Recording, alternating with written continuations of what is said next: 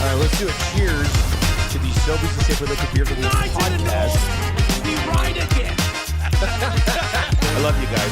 Careful, that cake's hot.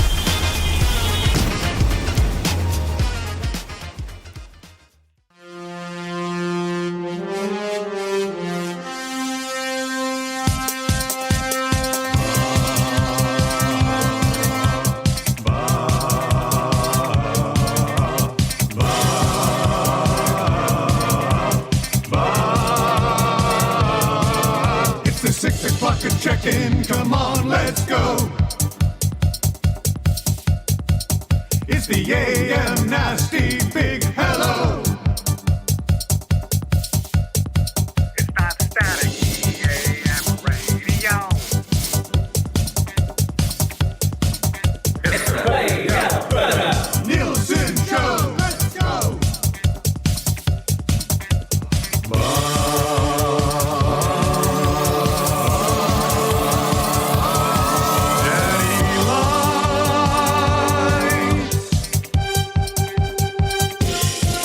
Everybody tuning in, even my wife. Mommy likes too. And those Macramalla intros are cutting like a knife. Hey, it's Mitch texting in, he's your dealer for life.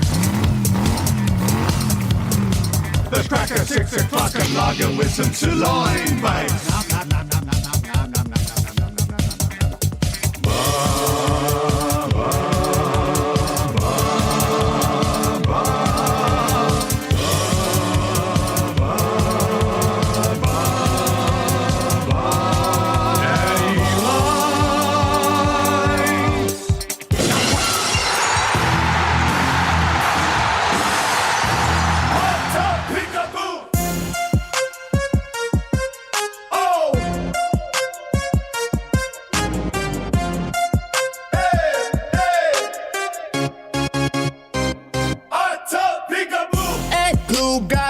Having some beers. Hey, hot tub, peekaboo. Laughing so hard you just are in tears. Hey, hot tub, peekaboo. Sunday afternoon, what should you do? Hop in the hot tub for some peekaboo. Hot tub, peekaboo. Splashing around. Hot tub, peekaboo. It's going down. Hot tub, peekaboo. Where are you now? Hot tub, peekaboo. Better not drown. Hey. Family's coming home, just 10 minutes to play. Wings, beers, and a hot tub. Trev's favorite day. Hot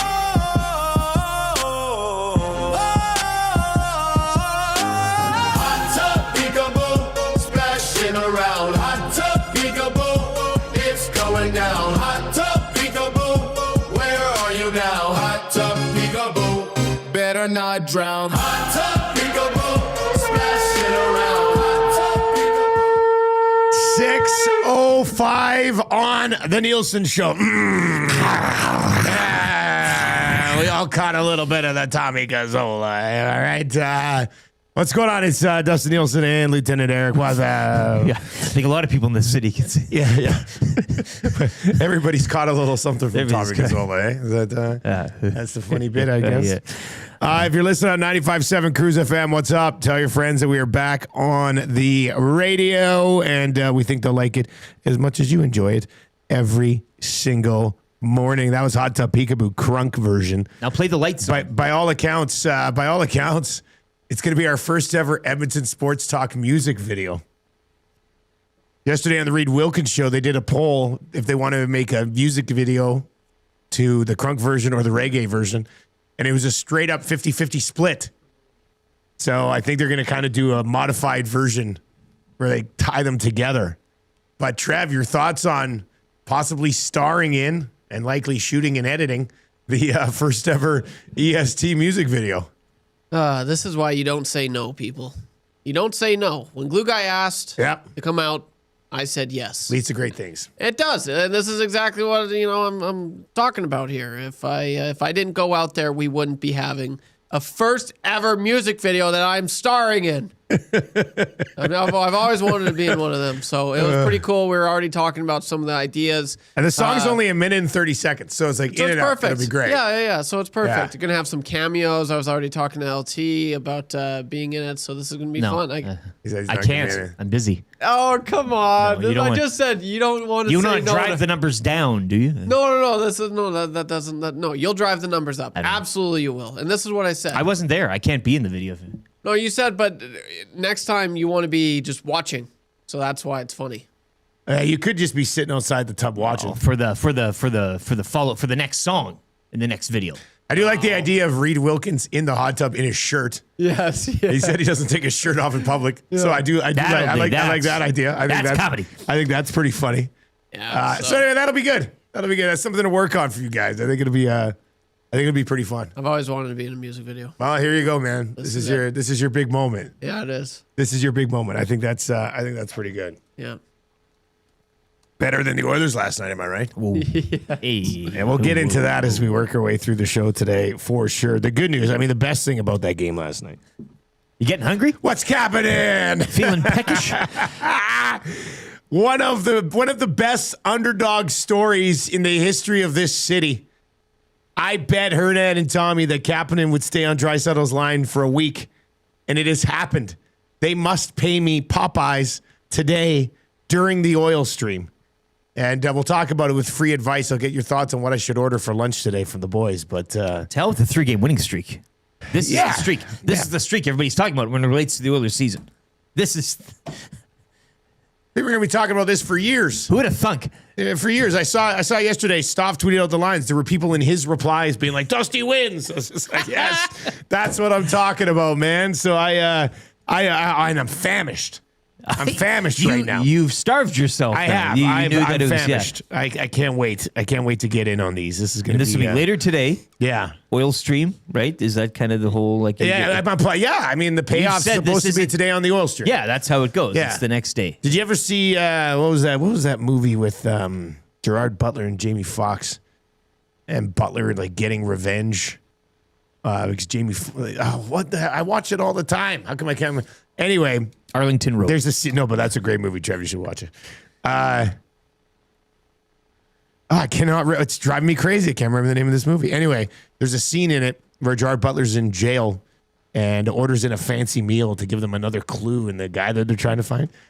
And he sits there next to his prison, and he's like, "Oh, do you want some? Do you want some?" That's me today. That's me today with my Popeyes. I still see Oh, Hernan. law-abiding citizen. Great We movie. talked about him coming back into the studio today with his sciatica acting up. Tommy's under the. He'll be. Oh, Tommy, I I'm can't. too sick to Like, go you're gonna 6 blocks to get your Popeyes. Yeah, you're prepared for the excuses already. Hey. No way, man. They got to deliver the Popeyes I get today. it, but you know what you're gonna get here. If there's no Popeyes today, I'm going on a full-blown nobody's vacuuming rant. Like, it's back again. And there's one guy who's involved in both of those. Old sciatica Hernan Salas. There's a bit of a pattern here. Yeah. We'll have to see. But that should be Congratulations on all your success. This is great. yeah, it's a big day. I mean, is this going to win an EST for bet of the year? Well, It's early in the year. I mean, there's a lot of other bets that are probably going to pop up on EST. yeah. You know what didn't win a bet was the early bird bet last night. Oilers couldn't get it done. McDavid and Draisaitl took care of their 2 points each. Shout out to Glue Guy, who had the power play point parlay. That one hit. So if you're riding with Glue Guy and Jay's play of the day, that one came through. Conch for Glue Guy.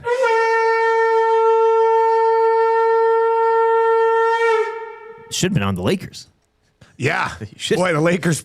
So last night, 2 nights ago, they shot awful. Last night, they were absolutely lights out. Yeah. 40-year-old LeBron James, 31, 10, and 9. Ridiculous. So yeah, that's a tough look. Well, what are you gonna do? You still win. As the saying goes with game sense, can't win them all. Can't win them all. That's a tough one. Well, all right, we'll lay out the show for you today. The Nielsen Show today and every day. You know who it's brought to you by, right? Reed Wilkins, whoa. Weiss Johnson, whoa. Weiss Johnson, and they've got a killer deal for you, don't they? Get a new Train furnace. hard to stop a train. Get a new train furnace now. 15% off any additional mechanical systems done at the same time. So how this works is you call them and you go, hello, Weiss Johnson, I'd like a furnace. And then you go, and I'd also like an air conditioner, 15% off. And then they say, okay, well, just so you know, there's no interest on that for 24 months. And then you go, oh, thanks. Okay, see you later. Bye. And then they come and install it. It's super easy. Or maybe make your own Kapanen bet with them. Yeah. Or it's worth asking. Hello, Weiss Johnson here. Hi, Weiss Johnson. I'd like to bet you a free furnace that Kapanen stays on Draisaitl's line for every single game for the rest of the season. Weiss-Johnson.com is where you can book your estimate today. You can text us anytime. That'll get you into the old PJ's inbox. I haven't popped in there since we actually went on the air, but there's a bunch of Macramalla intros that were sitting there waiting for us before. Royal Pizza, still making it. One of your texts ends up winning the Royal Pizza text of the day. Still making it great with the best and freshest ingredients you'll find. Top-notch service for over 55 years. Order online today, royalpizza.ca. Visit one of the 14 locations in the Edmonton area. A lot of law-abiding citizen texts. Yeah, man. Have you seen that movie? Well, have you seen Patriot Games? No, but I'll make the change with you. I'll trade you. Will we? Yeah, look, I know Arlington Road, it was mixed reviews for you. Some good moments, though. A nice finish. Law-abiding citizen. What's his face? Gerard Butler. Yeah. Law-abiding citizen is one of the most badass movies of all time. Well, Gerard Butler is like this genius on a revenge trip that is just, it's incredible. He plays a good genius, hey? Oh, man, Yeah. it's awesome. Law-abiding citizen, man. 10 out of 10. I'll still prefer him protecting the president or something. That'd be one of my, I watched all three of those, That's the too. role that he's born to play. He was also good in Timeline. This is 26% on Law-abiding citizen? on Rotten Tomatoes. No! What? That website is horse you know what. The Law-abiding citizen is incredible. It says justice at any cost. Yes. Oh yeah, this guy goes. I'm tempted. I would think. I'll say it right now. And I'm thinking here. I'll stick with this. Law-abiding citizen is the best revenge movie of all time. It's Interesting. Oh, well, yeah. maybe I'll give it He a goes on a warpath of people who did him wrong, and I love it. Need a nap. Now, John Wick's the best revenge movie of all time. Law-abiding citizen's a top 3 at least. You haven't seen Patriot Games yet. I haven't seen Patriot Games yet. I got to watch Patriot Games.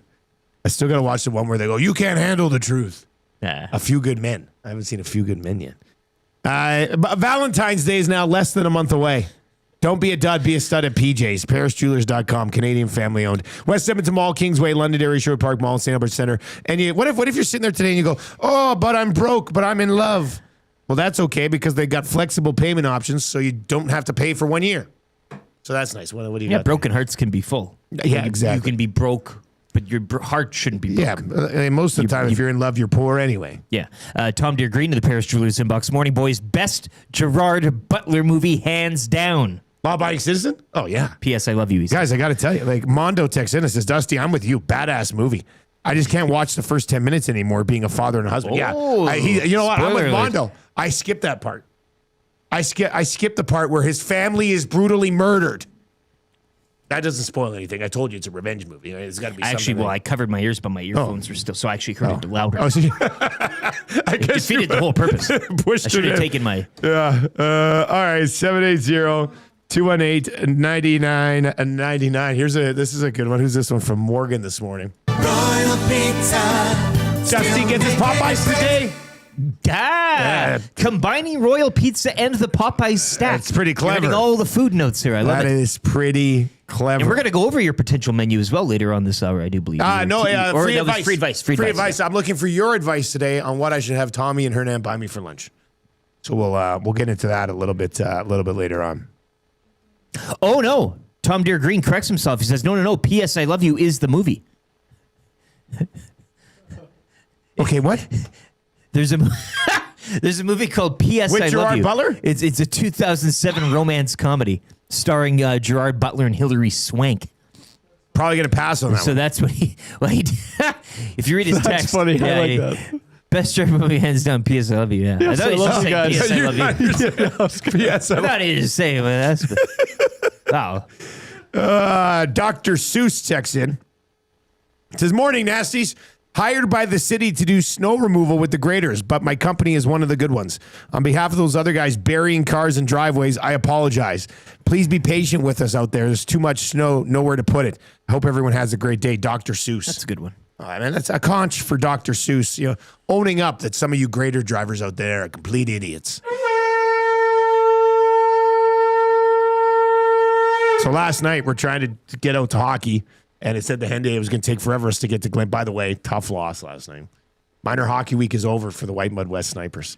No. Yeah, we lost 6-3 last night. 6-3. Started well, too. Empty net goals or anything? Or no, was it just, started well, and then just sort of fell apart a bit early in the third. Special teams?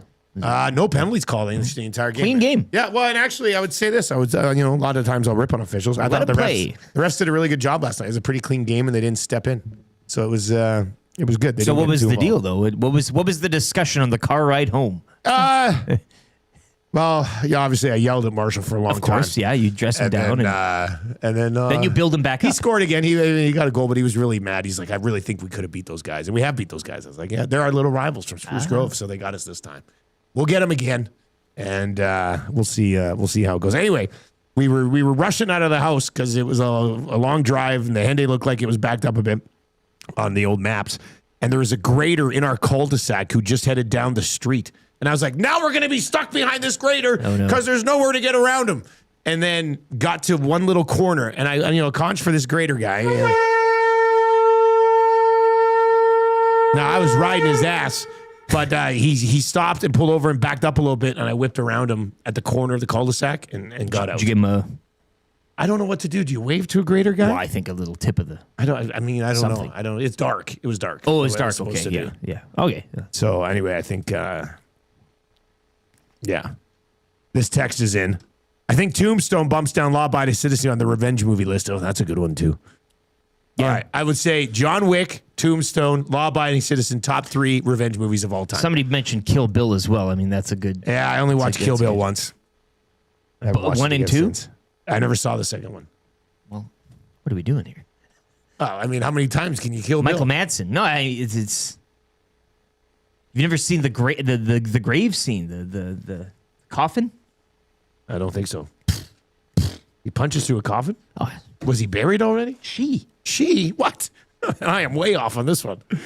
All right. I did like to imagine. I tweeted it last night. So look, we'll get into the Oilers game. We got your Prolux Lighting Morning After Show coming up. I didn't think they played awful last night. Kind of probably got what they deserved last night. Like, got a point out of it. Yeah. Played okay. 20 giveaways, I think, again. Was it 20 giveaways? 20 giveaways. Ugh. Two Nashville's 20 giveaways as well. Okay, I mean, so it's kind of like a sloppy on both sides. Sloppy, like the night in Chicago. Trev, what'd you think of Tristan Jarry getting the net back last night? What'd you think of his performance? I thought he had some good saves. Yeah. Again, like he did make some good saves. I think he kept him in it. The first goal I didn't love. Now it was Stamkos all by himself 10 feet away. I thought he picked the corner just as but he actually hit Jarry and it went in. But the next 2 goals, I mean, the one Bouchard was doing his, I'll get out of the way of shot and leave my guy wide open in front to bang in the rebound. Yeah. I get it. Bouch is amazing offensively. And I know there's a lot of people who try to build up his defensive game. But until he starts battling in front of his own net a little bit more, he's not going to win a lot of people over. I mean, you can't do what he did. He got out of the way and then watched the rebound get banged in. Come on, man. Engage in front of the bloody net. Absolutely. It's kind of funny seeing the dads on the dad trip. We're getting some videos of, just the mannerisms and how they operate and, the smiles and are they mean, Richard Nurse, what in the locker room. Yeah, he's awesome. Fire them. Yeah, so that's great. But they showed I saw a clip of Evan Bouchard's dad and he's just so similar. Like the apple doesn't He's a funny guy. Yeah. He's so He's chill. Also very chill. He's way too chill. So I'm thinking that when I saw that video, I'm like, huh. I wondered, drive. You're speaking of, yelling at Marshall, on the way home. Come on, Marshall. I was kidding, obviously. Yeah. Well, yeah. Oh, yeah, obviously you're kidding. But, come on, Evan. What the heck are you doing, Evan? Did you see his one-on-one with Gene during the game where they're sitting there and he's staring into Gene's soul the whole time? There wasn't much of those from Mr. Bouchard. So I think, he's to blame. The father is to blame for that one. I wanted he's too chill. I wanted to play Don't blame Bouch anymore. Blame his dad who also has no pulse. I did want to play the game today. I tweeted it last night. The Oilers' dads on the private jet home just ripping their sons for the loss. Yeah. Right? Like, why'd you stay out there so long in overtime? You should have got a change in so you weren't so tired. You could have got back, Leon. Like, Andrew, you're out of the family. Yeah. I can see why the coach doesn't play you on a night-to-night basis. So this is a fun thing you can do via text today. But they're adults, so you can really, like, kids, you can, but they're adults, so you can really, they can say whatever they want. I mean, you can, yeah. Because you can handle it. That's probably. So really, nothing's off. You're a lazy piece of limits. bleep. Yeah. Really get creative here. So how did the Oilers' dads punish their sons on the way home after the loss last night? 780-218-9999. I like to imagine a world where Hyman's like, Dad, can we stop and get McDonald's after that performance? Actually, he had a couple. But, Oh, yeah. yeah. He'd get a treat. 780-218-9999. 780-218-9999. And Saskatoon Muncher in the chat. I could literally finish Bouchard's dad's sentences before he got them out. LOL. That's a good way of putting it. He's good. I'm sure they had a great time. Out the guy though. Like I think it'd be a laugh riot. Cool guy. Yeah. I would like it. You know absolutely. what I mean? Yeah. He's just never. He's never negative. Never negative. Just go for a walk in the river valley with him. Yeah. Yes, absolutely. You know what I mean? Whoa. Look at that branch. Three of a possible 4 points on the dad's trip. Right? 75%. Yeah. A blemish on the cream jersey. Play hockey. Oh yeah, that's right. But still point. 1 point milked. And then a couple games ago, there was 1 point milked. Yeah, and that's so 2 points. Undefeated in regulation. Yeah. In the creams now. Oil City Dynasty says Bouchard's dad took his Werthers away. I don't think so. Yeah. Not tonight, Bouch. No pipe for you later. No dessert for the boys. Triple P says, if you think you're going home and playing video games tonight, you're effing dreaming, bud. How many of you have probably said that before? Tenpin Joey says, Leon, only 3 points? What is this? Pee-wees? Well, you see his dad when he scored? Like all the other, like he was sitting like row 2 type of thing, and he was just like sitting there, not moving. All the other dads are like, yeah, and he's just like stoic. Yeah, and then you wonder why they don't celebrate. Could have been better. But yeah, like Brian and Peter there, they're just little subtle claps, nothing too crazy. Staunch German, yeah. That's okay. Tom Deere Green is in and says, McDavid's dad to Connor, I don't think this hockey thing is going to work out for you with an effort like that. You better start thinking about going to school. Garth Vader says Bouch had to go home and shoot 200 pucks in the basement. That's a good one as well. The Hawk is in and Darnell, Nurse's dad. Darnell, that was so terrible. Next time we're going to dress your sister for the game. This is just, I imagine, it's funny if you think about them sitting in the back of the truck as an adult driving home with their dad. That's the whole, And they're just Cody with a T, which is still weird to me, texts in and says Hyman's dad would have given them all a hug. Yeah. Get him next time. Hampton Steve goes, Mr. McDavid stood up as the captain of the fathers and told the team on the plane ride home that the dads weren't mad. They were just disappointed. That's a good one. Larzy says, Evan, I helped bring you into this world and I sure as hell can take you out. Tay-Tays.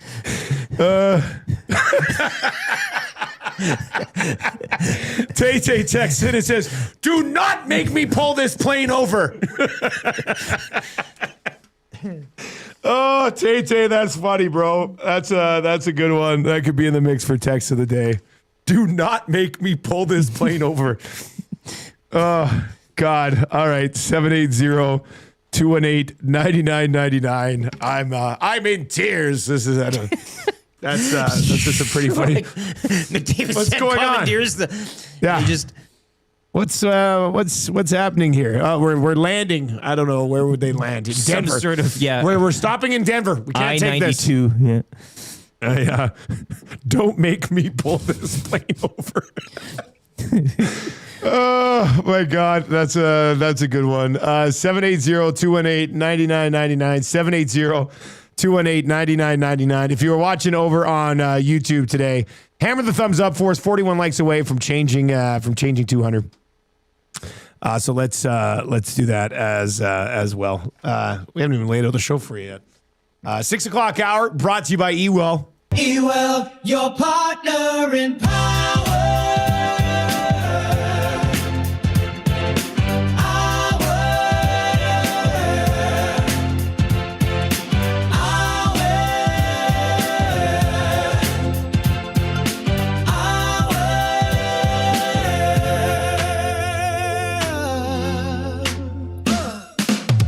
Ewell, your power play specialist. They've got the gear you need for your next electrical project with 3 Edmonton area locations. You can order online anytime. Ewell.ca. Ewell, your Edmonton-based partner in power and source for all things electrical. Your Prolux Lighting Morning After Show coming up just after 6:30. That's a good for the Italian Center. CFL winter meetings are taking place down in Calgary. Today's the last day. There's been a couple of possible rule changes that have popped up, so we're going to dive into that before 7 o'clock. Yeah, I look forward to the NFL adopting them in 3 years' time. Jamie McLennan will be our GS Construction Hockey Insider, our first guest of the day on the Firehouse Subs Hotline. We're hoping to cash in that Firehouse Hubs hot streak last night with a 2-game heater, but unfortunately the Oilers weren't able to get it done. That's tough. Play Alberta early bird bet of the day. Free advice for Damien Bunting. Eric Macramalla will be by as well. He'll be by around 7:45. EST legal analyst and guy that puts himself in his bathtub full of water to benefit the Epsom salt. The big Epsom salt guy. Macramalla is going to join us. Kind of easy trivia. 3 questions too many. Lieutenant Eric's weekly rankings of power. The Got Your Back morning mandate. Apparently, is Rishaug still sick? Well, we'll get an update. Yeah, we'll find out. Snow report from Marmot Basin, and then the wrap for William Hobbs. Somebody wants us to ask him about body lotion. I think he must have said something gross and Got Your Back about where he lotions, which I think it probably he's talking about his balls. He's a dry man. But whatever. Yeah. We might get into that. All right, 780-218-9999. This text comes in and says, Bouchard's dad took away his coloring books for the plane ride home. You play like that and think you're going to sit in the back of this plane and color? No chance. I'm using them.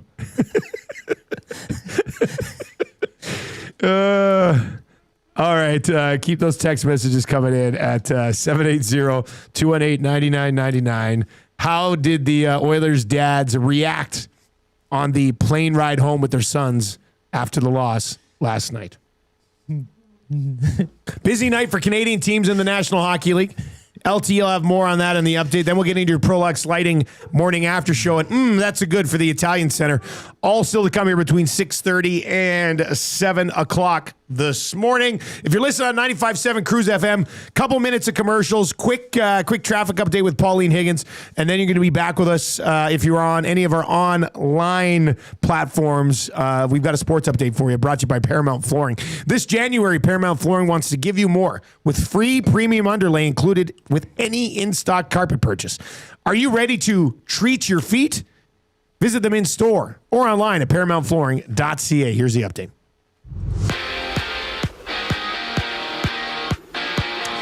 Roman Josi scored with 1:17 left in overtime, lifting the Predators over the Oilers 4-3. Leon Draisaitl, a goal and 2 assists. Zach Hyman scoring twice on the power play, while Connor McDavid would extend his point streak to 20 games, registering a pair of assists. Tristan Jarry as well returned to the lineup. His first start in 11 games, he made 23 saves on 27 shots. The Oilers are back home to host the Islanders tomorrow night. Islanders in action last night. They fall 5-4 in Winnipeg. The Jets have won 3 in a row. Senators snap a 4-game slide as they defeat the lowly Canucks 2-1. Lightning have now won 11 straight. That's a franchise record as they get past Pittsburgh 2-1 in a shootout. Connor McMichael, overtime winner, leading Washington over Montreal 3-2. Rick Bowness wins in his Columbus debut. Blue Jackets over the Flames 5-3. Bruins have now won 4 straight. They shut out Detroit 3-0. Joel Hofer's 4th shutout of the season. Blues shutting out Carolina, also by a score of 3-0. Leafs point streak comes to an end, snapped at 10 games as they fall in Utah 6-1 to the Mammoth. And the Ducks back home, they snap a 9-game slide with a 3-1 victory over the Stars. Just 4 games around the NHL tonight. An all-Pacific affair in LA between the Kings and Golden Knights. Ottawa visit the Rangers. Buffalo are at home to Philly, and Seattle are in New Jersey. Edmonton Oil Kings kick off a home and away with the Medicine Hat Tigers tonight down at Ice District. Puck drop at 7. The return meeting will go Friday down in the Hat. SGA had 34 points, leading the Thunder over the Spurs 119-98. OKC's first win against the Spurs in 4 tries this season, while LeBron James, he had 31 points and 10 assists. Lakers win big on home court 141-116 over the Hawks. 7 games around the NBA tonight, including the Raptors back in action. They're in Indiana to battle the Pacers. Sports Update brought to you by Paramount Flooring. This January, Paramount Flooring wants to give you more with free premium underlay included with any in-stock carpet purchase. Are you ready to treat your feet? Visit us in-store or online at paramountflooring.ca.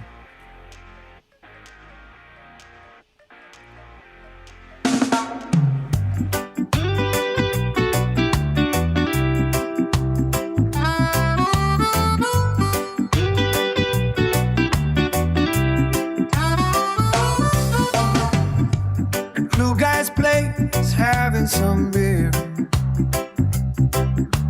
laughing so hard you just are in tears.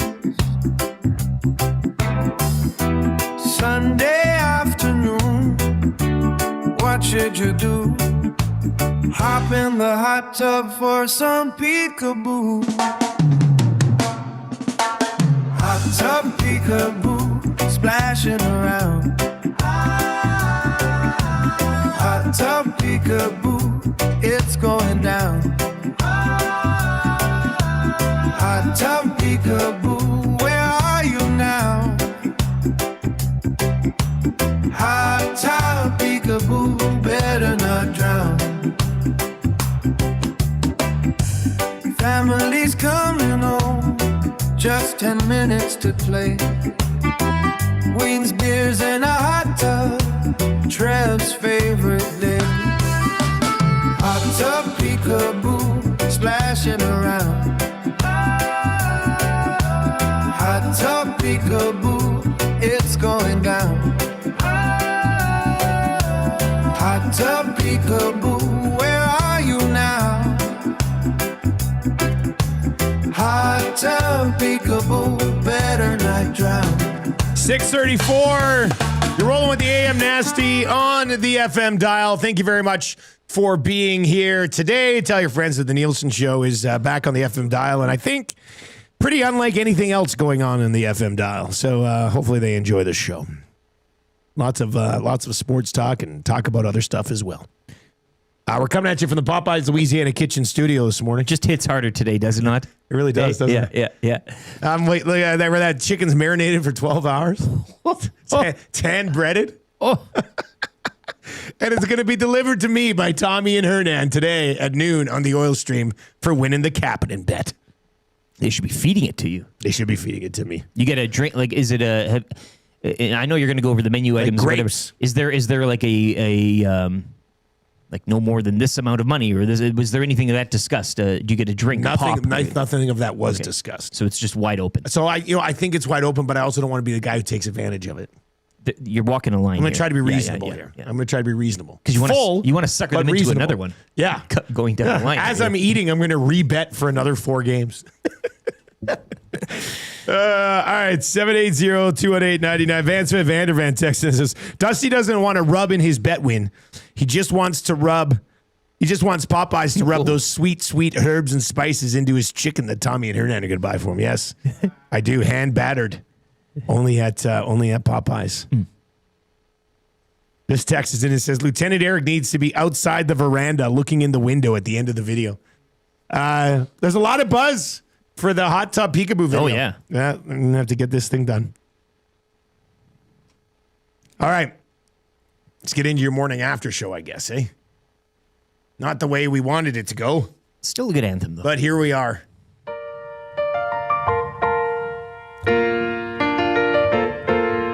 Being a fan of the Oilers today takes everything you got. Taking a break from all your worries sure would help a lot. Wouldn't you like to have your say? It's the morning after show where we will talk about the game and let you know who you should blame. You want a show where you will know if the problems are still the same. You want a show every morning after the game. You want a show so people know if the problems are still the same.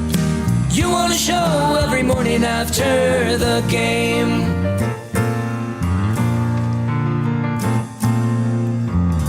$26 likes away from changing 100 over on YouTube this morning. Let's get into your Prolux Lighting morning after show. Simplifying lighting with service you can count on, covering all of Alberta. That's the entire province. Visit Prolux.com today to find out more how they can help you residentially, commercially, industrially. They've got you covered province-wide. Prolux Lighting. Oilers last night losing in overtime 4-3 to the Nashville Predators. Stamkos with his 20th of the year. He's been hot lately. Zach Hyman on the power play would tie this game at 1. Holla would put them up 2-1. Draisaitl would tie it at 2. Hyman also in the second period would take a 3-2 lead for the Edmonton Oilers. His second power play goal of the year. That one from Draisaitl and Connor McDavid. And less than a minute later, Roman Jossi's 7th of the year.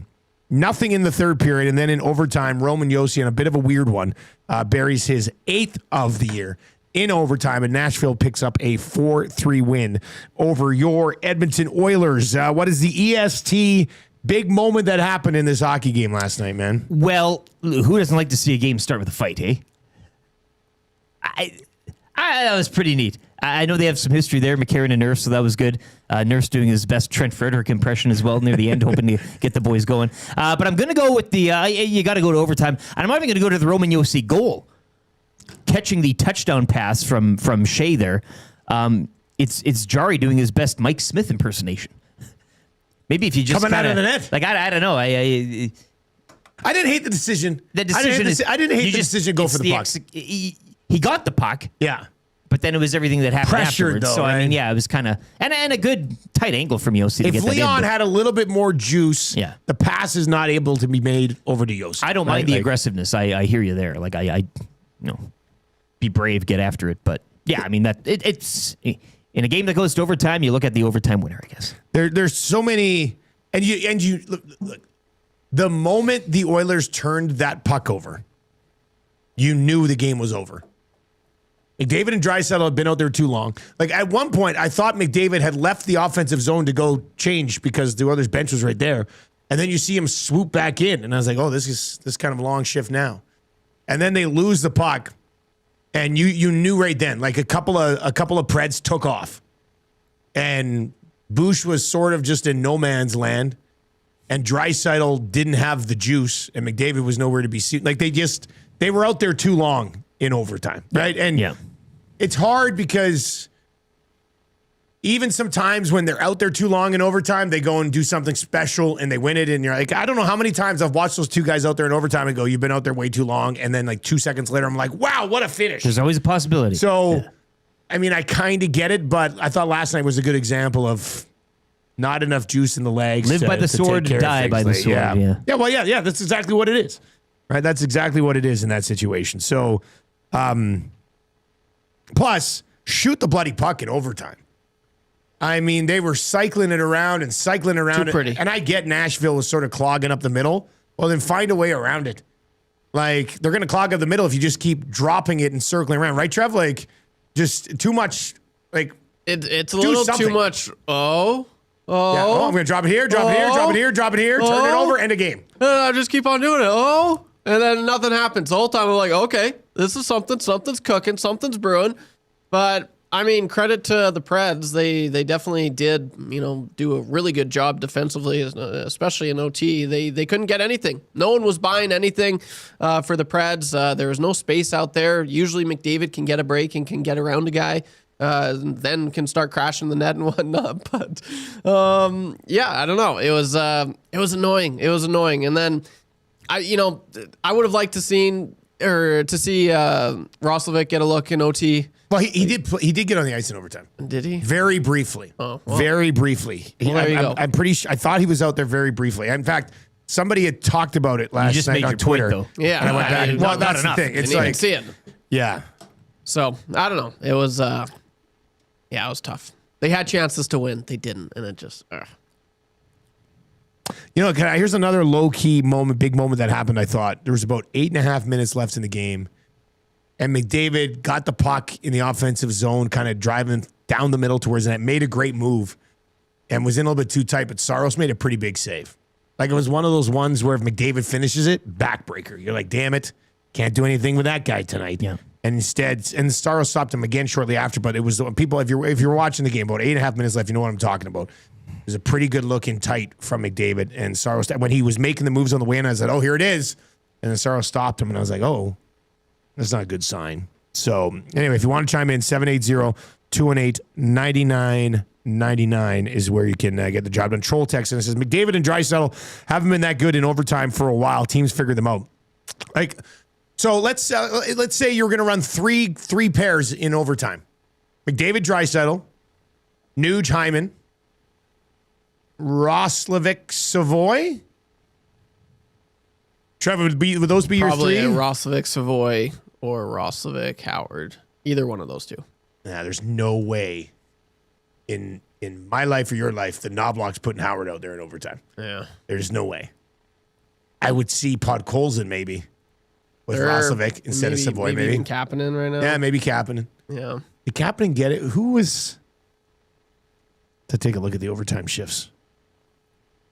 But it was just a little bit too much of those guys at that point. Now, I mean, Roman Josi had a long shift at that point too. He had a good and game. Still scored the winner, right? So, look, they've been playing good hockey as of late. They had a terrible start to the season, but the Preds have been playing. Yeah, they're not what they were in the first month. Exactly, Yeah. and I think we're all kind of shadowed by that. All right, super stat of the night, man. What are you looking at? Super as in positivity. I think special teams. Hyman mentioned it as well. Post game power play 2 of 4. The penalty kill perfect, killing all 3. That was the best part of their game last night. But we talked about in Chicago too, like little sloppy. 20 giveaways last night by the Oilers. They had 15 in Chicago the night prior. Now, Nashville also had 20 giveaways of their own, but yeah, so a negative stat would be the giveaways. You clean that up. But the special teams, I think, for a positive note, would be my super stat of the night. As far as giveaway goes, Howard had 3 of them last night. The one led to a goal shortly after. Yeah, right after, yeah. He only played 6 minutes last night. That's Had 7 shifts. And McDavid extending the point streak as well, which we just don't even. Yeah, actually, that's just automatic. I mean, from an Oilers perspective, I know, but it's 2 more points. You just expect it. You just expect it now. And now it's a career-long 20-game games. point streak for Connor McDavid. Yeah, Howard 3 giveaways, Draisaitl as well 3 giveaways on the night for the forward group. The 3 stars of the hockey game last night, clean sweep for the Preds at home. Roman Josi, couple of goals, including the winner, Stamkos, and then Haula. So their 4 goals that were scored are among the 3 guys who are the stars of the game. Who's your 4th star of the game, buddy? Always like to try to look at the Oilers, and I'll go with Zach Shack Hyman in the paint again, the 2 power play markers for the Oilers. So I think that's pretty fair. 38th star of the hockey game. I mean, Ike Howard only played 6 minutes and 14 seconds, had 3 turnovers, and was -1. I mean, as far as like the least valuable dude on the ice last night, it was not a good look.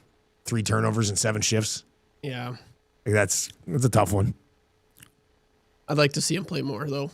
Even though he, it was a rough game. Yeah, but you can't watch last night and go, you want to see more of Howard, right? There's been other games where you can see, like, you know what I mean? Yeah, like, but there's other games you see him and you go, okay, I'd like to see more of him. But if you watched him last night, I don't think you're being like, give this guy 14 minutes right now. Yeah, but I also don't like who he's playing with on the 4th line. Yeah, no, that's fair. And that's fair. At least they got Lazar out of there. Yeah, like what the heck? And there are certain players that can play that role. So you put him on the 3rd line with Roslovic and Savoy. I agree with that. I don't think Yeah. Howard can be, okay, you haven't played in 5 minutes, go out there and try to do something. Like, especially as coming in as a rookie.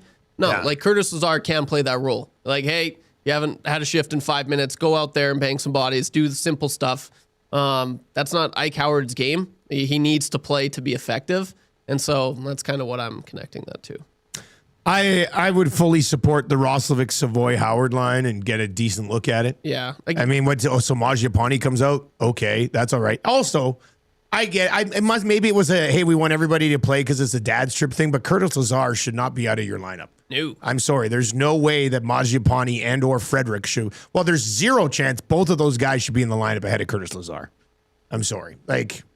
So I'm hoping that was just no, it's BS. It's the National Hockey League. Curtis Lazar should have been in the lineup. This is not a trip. This is not a tournament out in Lloyd where everybody gets to play. Appease everybody. Yeah, Lazar should be your everyday fourth line center. There's nobody that can do it as good as he can do it. I agree. And he loves doing it. And he does love it. Yeah. I feel like Lazar, when he was a child at school, they're like, what are you going to be when you grow up? He's like a fourth line center in the National Hockey League. Yeah. You know, that's how much he buys into it. All right, let's go to your Prolux Lighting Bright Light of the Night.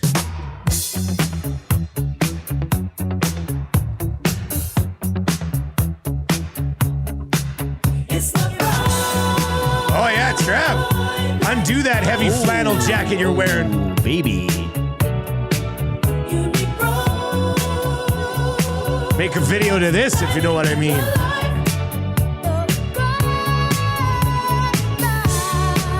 Bright light.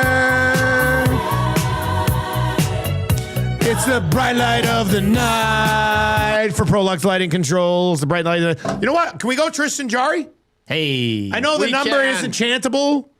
And the first goal, Stamkos wide open, 10 feet in front of you.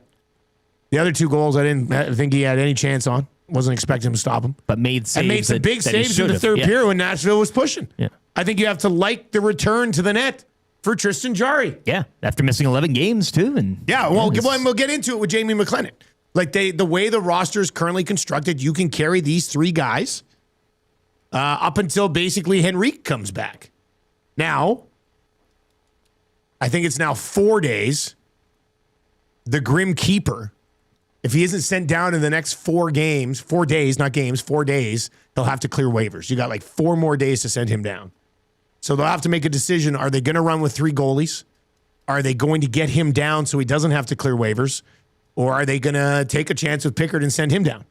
So we'll get into it with Jamie McLennan, the whole running of 3 goalies for a little bit thing. Knobloch, do we have Knobloch? Let's hear what old Knobloch, by the way, a local hero, Knobloch, leaving Kapanen with Draisaitl for the last 4 games, 5 games now, actually. Send him a thigh. Yeah, I'm going to excuse me, there's this wrapped up piece of chicken here for you. It's in your mail at Rogers Place. Hand-breaded. All right, let's hear what Knobloch had to say. Played tonight. Just okay. I think we got off to a slow start and just looked like we were a step behind. They looked a lot fresher and a little faster than us tonight. And we just wanted to be easy. I know there was a lot of turnovers, which allowed them to get the puck and countered on us, and where we had to defend, where I think we had to simplify it a little bit more and make them defend and make it harder for them to break pucks out. Zach said that a lot of the errors were self-inflicted. He didn't necessarily feel like the Nashville Predators were doing anything specific. Would you agree with that? No, the effort was great. I don't think they were doing anything out of the ordinary. I think we just made it easier on them by just trying to force plays and turning over the pucks rather than just establishing a forecheck. It's nice getting the puck carried in and getting a scoring chance right off the start, but that's if they're in good position, if they're defending well, you have to simplify it and establish the forecheck. Your group has still collected 8 of a potential 10 points in the last 5 games. How would you assess the way that you guys have been building lately? I think there's some of those games could have went either way, but overall, I'm happy for us to be winning more games than we're losing. It'd be nice to get us a little roll and get some traction. We haven't had any long winning streaks. We haven't had any long losing streaks. We've been pretty consistent, but I think there's a little more for us that we can build on our game. What did you make of the returns of Tristan Jarry first and then Jake Woolman? I think they're both gave us a good game. I think about Wallman's play. We made a lot of good breakout passes, especially in the offensive zone. I recall the one to Draisaitl one-timer through the through their coverage, led to a great scoring chance, a couple good breakouts, and for a guy that hadn't played for quite a long time, I think that was a very strong start. With Tristan, I think he was a solid game. He's been spectacular for us, but obviously having the break, maybe he wasn't on top of his game, but overall I think it was still pretty solid. All right, there you go. That is the head coach of the Edmonton Oilers, Chris Knobloch, with some comments there on Wallman and Jari. Trev, what'd you think of Wallman's return? Changing 100. Oh, you know what? There's nothing too fancy, man. Nothing too crazy. I think he was safe. I thought it was just okay. Yeah, it was just okay. But there's glimpses. There's stuff that he does where I'm just like, man, this guy's so close to pulling off like a real nice highlight reel goal. I honestly think, I check out his highlight reels. He does have that in his bag. He can go around guys. His skating is just, it's so smooth out there. I don't know. I'm big on Jake Wallman. But yeah, like Knobloch said, for having played for almost 2 months, I thought he didn't hurt the team. I think he helped them more than he hurt them. So yeah. I thought he only played 17-14. They'll continue to ramp him up. Yeah, I thought he was fine in his return lineup, and the Wallman that we saw last night is so significantly better than having a Regula in the lineup. I agree. That it's night and day, right? It's an instant upgrade immediately. Yeah.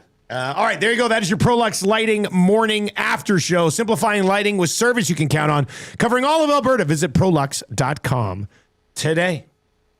All right, let's get into that's a good for the Italian Center, where, if you're sitting around today thinking, oh man, what are we going to do tonight? We got a busy night and all this stuff. How are we going to take care of dinner? We'll do what I did yesterday. I did the double dip. I saw you outside Wayne's there doing a little Crack Pack I popped into promo. Wayne's. Yeah. Popped into Wayne's. Cutting a promo. If you are a Crack Pack member, I'm posting a break on Crack Pack Card Breaks on Facebook at 7 o'clock this morning. We had a big break on Sunday. I'm back in. I'm flying high right now. So I'm posting a $5 over on Crack Pack Card Breaks on Facebook at 7 o'clock today. I think it'll probably fill up pretty quickly. So if you want to grab a spot, be ready for that. So I hit Wayne's, and then it was Tam, actually. Tam told me, she goes, hey, pop into Italian Center. Okay. Pick up the old spaghetti and meatballs, the Massimo Heat and Serve. Classic. So I picked up the spaghetti and meatballs. Right there, it's like you walk into Italian Center, and there's the one end display that's sent from heaven. You shake the security guard's hand. Yeah. He's right there. Yeah, and you right just there. go right to the thing. Yeah. You're right there. There's all the paninos are stacked high like bricks of gold.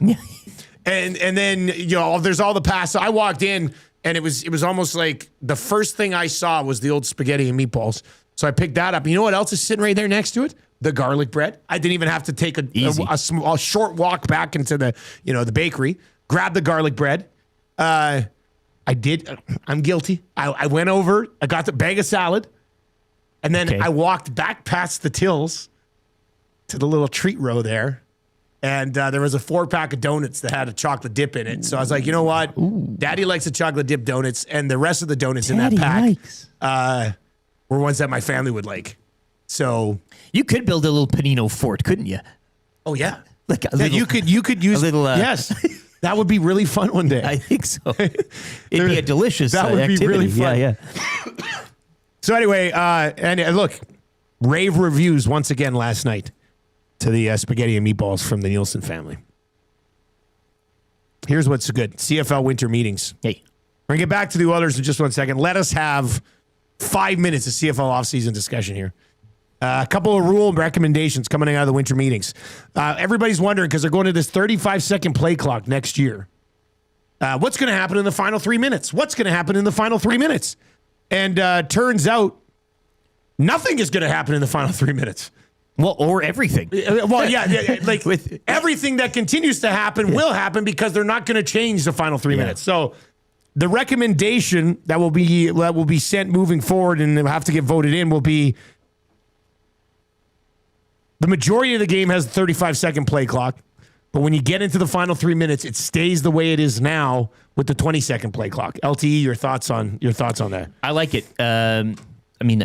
Again, nobody likes change, and we've heard and we've gone over all these things, either potential changes or cemented changes. I get it. I have time for it. This is kind of neat. You have your game, and then once it gets down to 3, it's a bit of a different game. It stays the same, but it's not going to be the same as the time prior to that 3-minute warning. So it adds a bit of spice. It doesn't mess up the final 3 minutes, which I like.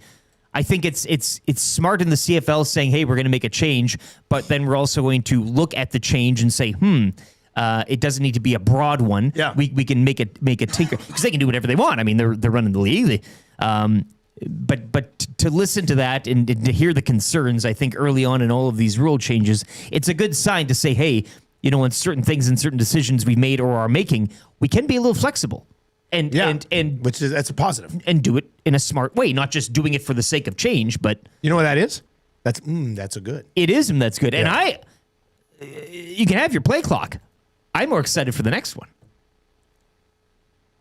Yeah, this one's interesting. No more ties. Good. The Canadian Football League is going to eliminate ties altogether. So right now they play 2 mini games. Yes. Right? You get your first mini game. If nobody's won, you do a second mini game. You start on the 35. Yeah.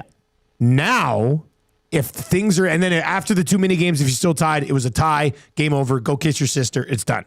And a tie. Yeah, ties. Ties, and especially in, did I call a tie this year?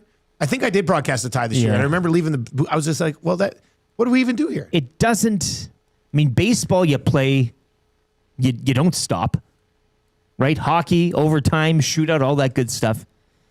But a tie in football, of all the sports, just never seems right. So what they're going to do is after the 2 mini overtimes, if it is still tied, they will alternate plays from the 3-yard line. Just a back and forth. Straight up. I love it. You get a play from the 3-yard line. If you score a touchdown, the other team's got to score a touchdown from the 3-yard line. If you don't, the other team scores, game over. But if you have the ball first and you elect, could you just kick a field goal from there? Good question. Because I think you have to go for it. Okay. I think you'd have to go for it. Yeah. Just I think you probably have to go for it. I understand. Yeah. Just a bunch of people just kicking field goals. Tie until somebody misses. That's why you got to go for it, right? You have to go for it. Yeah. But I like it. I think that'll be fun too. There will be no more ties in the Canadian Football League. I don't know why this would be voted down. That one should pass. Oh, no, that's got to go. Yeah, that's got to pass. And I think doing it from the 3-yard line, the one off is, that would, hell, you calling that? Oh, man. Be insane. I'll be losing my mind. Give me 8 straight scoring plays. Yeah, sure, yeah. Oh, God, that would be a lot of fun. Do they call it, is there a limit? 16 rounds? No. And then we'll call it a tie. Forever. It just goes on. You'll be there all night. We are in the 20th round of alternating plays. I love it. God, that would be good. And imagine the fantasy ramifications there. Oh. If you go 20 rounds and your running back's ripping off 5 touchdowns or something. It's funny you bring up fantasy. 1 week from today, Matthew Iwanek and I are on a call with the league to help them get their fantasy in place. This is a real thing, you guys. This is a real thing. You should be at the winter meetings. Well, I should have been doing a fantasy discussion at the winter meetings. You should be sharing a hotel room, having continental breakfasts, and going down to these speakings. That's a great point. King of Fort Nasty will wrap up the 6 o'clock hour with this. Good morning, AM Nasties. Can we get a shout out and perhaps a conch to longtime listener Big Uke? I just found out last night that I know this chap. He's a freaking beauty. No. Cheers, King of Fort Nasty.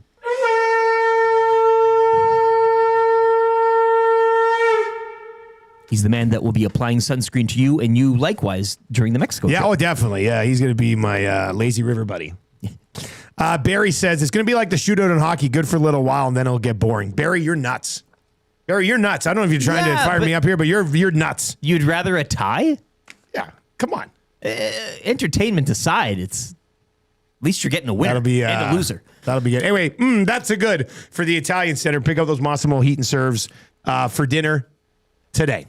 All right, on the way, Jamie McLennan will be our GS Construction Hockey Insider. We'll ask him his thoughts on possible 3-headed goalie monster here, or if they should just send Ingram down in the next 4 days. We'll get his thoughts on that at 780-218-9999. That's where you can send your thoughts on it as well. If you're watching over on YouTube, hammer the thumbs up for us today. The Edmonton Oilers, they played okay last night, not enough to get it done in the end. In overtime, they will return home to take on the Islanders. Shout out to everybody who showed up at Boston Pizza Clairview last night. Looked like Tommy and Belzy had a pretty good time out there. So if you were there last night, thanks for supporting Edmonton Sports Talk. You know, we love you. Noodles is on the way. The Play Alberta Early Bird Bet of the Day. Free advice for Damon Bunting and Eric Macramalla coming up as well. If you're listening on 95.7 this morning, first of all, tell someone that you listen on 95.7 so they too can enjoy the show every day. If you're listening online, we got a sports update coming your way. On the radio, a couple minutes of commercials, quick traffic update. This sports update brought to you by Expedia Cruises. Whether you're dreaming of crystal clear waters or exotic destinations, contact Chelsea LaBelle at Expedia Cruises in Northeast Edmonton to start planning your next cruise or vacation destination. That number is 780-970-4834. Here's the update.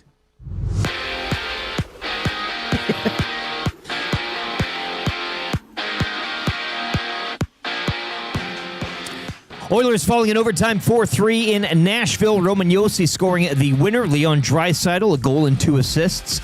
Zach Hyman, a pair of power play goals, while Connor McDavid would extend his career-best point streak to 20 games with 2 assists. Tristan Jarry returned to the lineup, his first start in 11 games.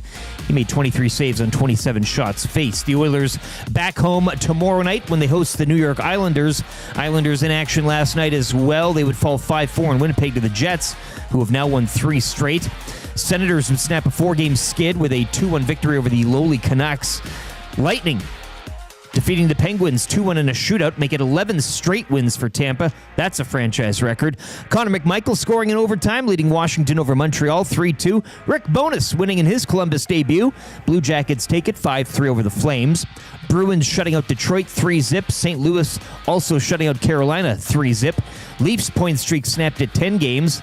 As they fall in Utah 6-1 to the Mammoth. And the Ducks back home, they snap a 9-game slide with a 3-1 victory over the Dallas Stars. 4 games around the NHL tonight. Devils are at home to the Kraken. Philly visit Buffalo. Rangers host the Senators, and the Kings welcome in the Vegas Golden Knights. The Edmonton Oil Kings back in action tonight. They'll host the Medicine Hat Tigers down at Rogers Place. Puck drop at 7 o'clock. Over to the NBA, where LeBron James had 31 points and 10 assists. Lakers back home to defeat the Hawks 141-116. Well, SGA led the way, 34 points. Thunder 119-98 over the Spurs, OKC's first win against San Antonio in 4 games this season. Raptors back in action tonight. They're in Indiana in one of 7 games around the NBA. Whether you're dreaming of crystal clear waters or exotic destinations, contact Chelsea LaBelle at Expedia Cruises Northeast Edmonton to start planning your next cruise or vacation destination. Call 780-970-4834.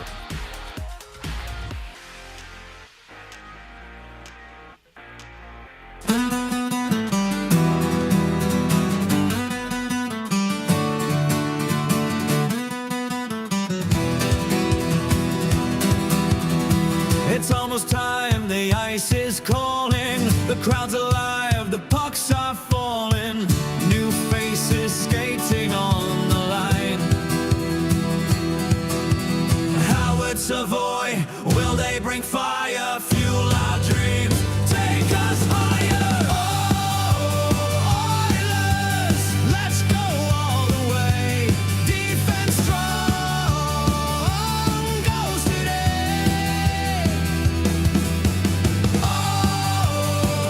Oilers, we believe in you, new season's here, show us what you can do.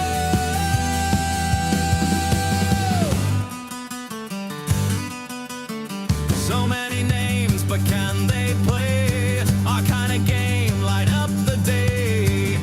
The city's heartbeats on the ice.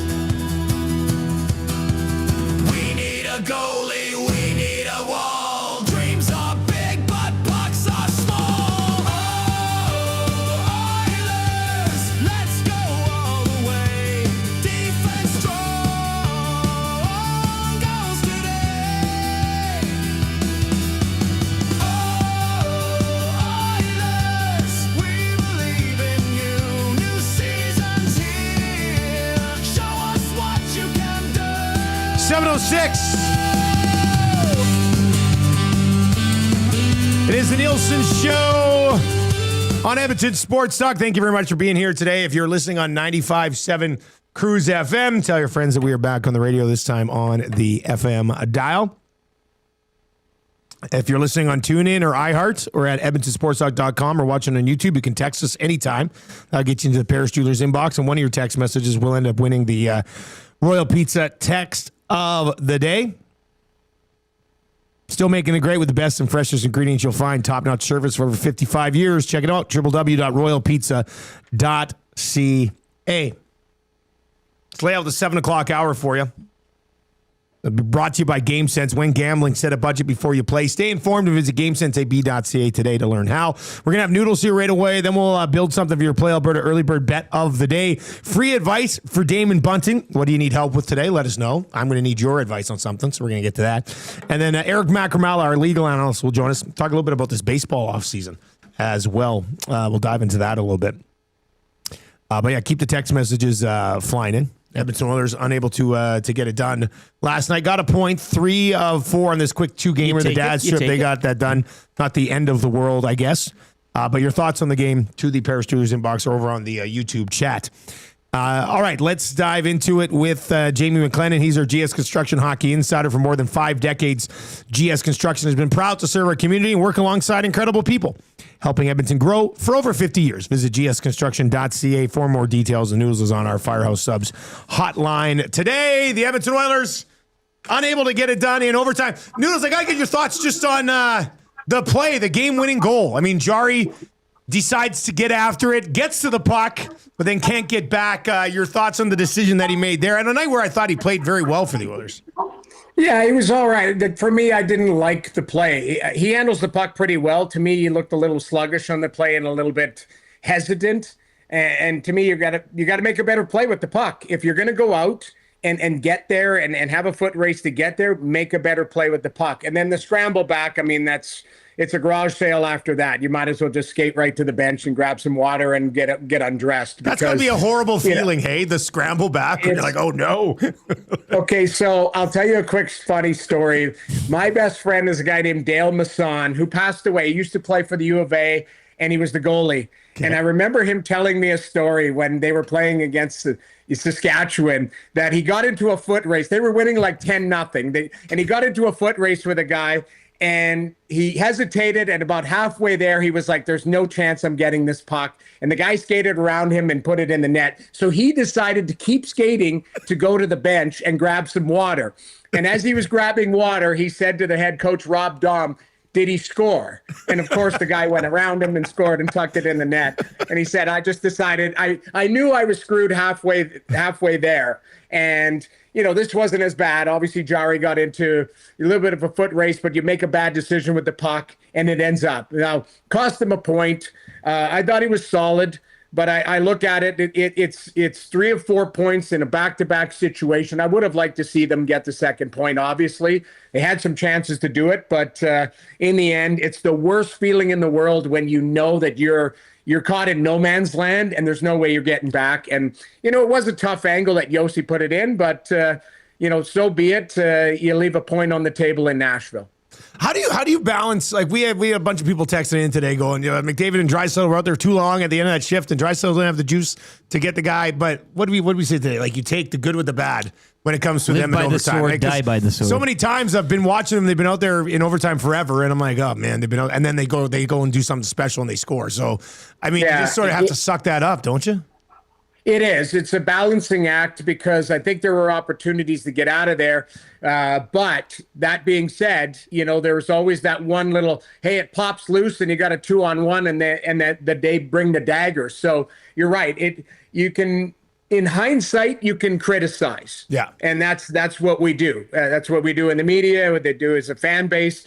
But a lot of times that puck goes the other way. Maybe Jari makes a great play and they go the other way, and it's a 2-on-1 and it's a dagger. So it's the glass half empty or the glass half full, and you got to take it when it comes to those two out there. Hey, just quickly back to Jari for a second. His first game in quite some time. What did you think of him overall? I thought he was okay. I thought there was some rust in his game, just in his not even positioning, but more about the reaction time. There was a play, I think it was in overtime or late in the game, where he pushed from left to right, and I was like, okay, that's a good test to see because that's how he he injured himself, and he looked a little bit hesitant on the play. Those are the things that I watch as a goaltender, where is he fluent in the net? Does he look like he's hesitant on side-to-side plays where the nature of the injury? Again, I don't know if it was a knee, a groin, or whatever. I don't even know if it was made public, lower body injury. But that's what I look for, is comfort in the goaltender in side-to-side plays on any type of play that he was injured on originally. So that's I thought he looked comfortable. I didn't think he was 100% sharp, but that comes rust and timing gets involved when you haven't played in a while. So I thought he was good, not great, but I did look at for comfort in his movement, and I thought he was fine in his movement. It's been good vibes with Oilers goaltending overall here as of late. Ingram's been a revelation. Jari, obviously out, but returning and looking good after those 11 games missed. And then you have Calvin Pickard. How would you handle the situation right now? Do you run a three-headed monster? And what do you think the organization is ultimately going to end up doing? I think you carry three, and I think the one thing that has been glaring for me is that Ingram's a player. Yeah. I think Ingram's a really good goaltender, a very talented goaltender, and he's calm in the net. And what I mean by that is he's got a clear, you guys know, I've always done the technical stuff. He's got the clear butterfly, right? A clean butterfly, and, he's able to move side to side. I think that the Oilers have been dying for that. They've been dying for just a technical goaltender that makes the saves that he should. And that's what Ingram's been able to deliver. Now you throw in Jari, who's a big goaltender, who's got good technicality as well. The question mark for me is the battler, Calvin Pickard, who's so popular in the dressing room, who won, I believe, 7 games for them in the playoffs last year. 7-1, I think he was. They started him in Game 5 of the Stanley Cup final. This is a guy who won 22 games, 23 games for them last year. So I don't think you just cast him aside because you believe the other two are more talented or might be better at this point. So I think you carry three. You be mindful of it. Keep in mind there are injuries, there are inconsistencies, and if the relationship can work, I've always believed by the deadline it was going to be Jari and Ingram. I think I've said this on the show. When Ingram was in the minors, they were just waiting for him to get his game in order. Unfortunately, for the injury to Jari, he had to get his game in order a little quicker. But Ingram I don't think Ingram's going anywhere. I don't think Jari's going anywhere. And it's more about, showing Calvin Pickard the respect. And keep in mind, he's played some good games for them as well this year. So I think you're fine carrying three if you can manage that on the roster. I know that might. Yeah, the roster management part, it looks like they could, like they did it last night. Adam Henrique is on LTIR and won't be back till February. So I think they'll be able to do it for a while. If they want to send Ingram down, if they do it in the next 4 days, I believe, he doesn't have to clear waivers. After that, he would have to clear waivers.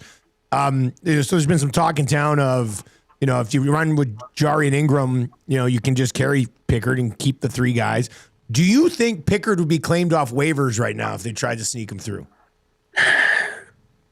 I think so. There might be look at the Ottawa Senators sign James Reimer. You look at, there are teams, I don't know the nature of how long Shesterkin's going to be out. You look at injuries throughout the league.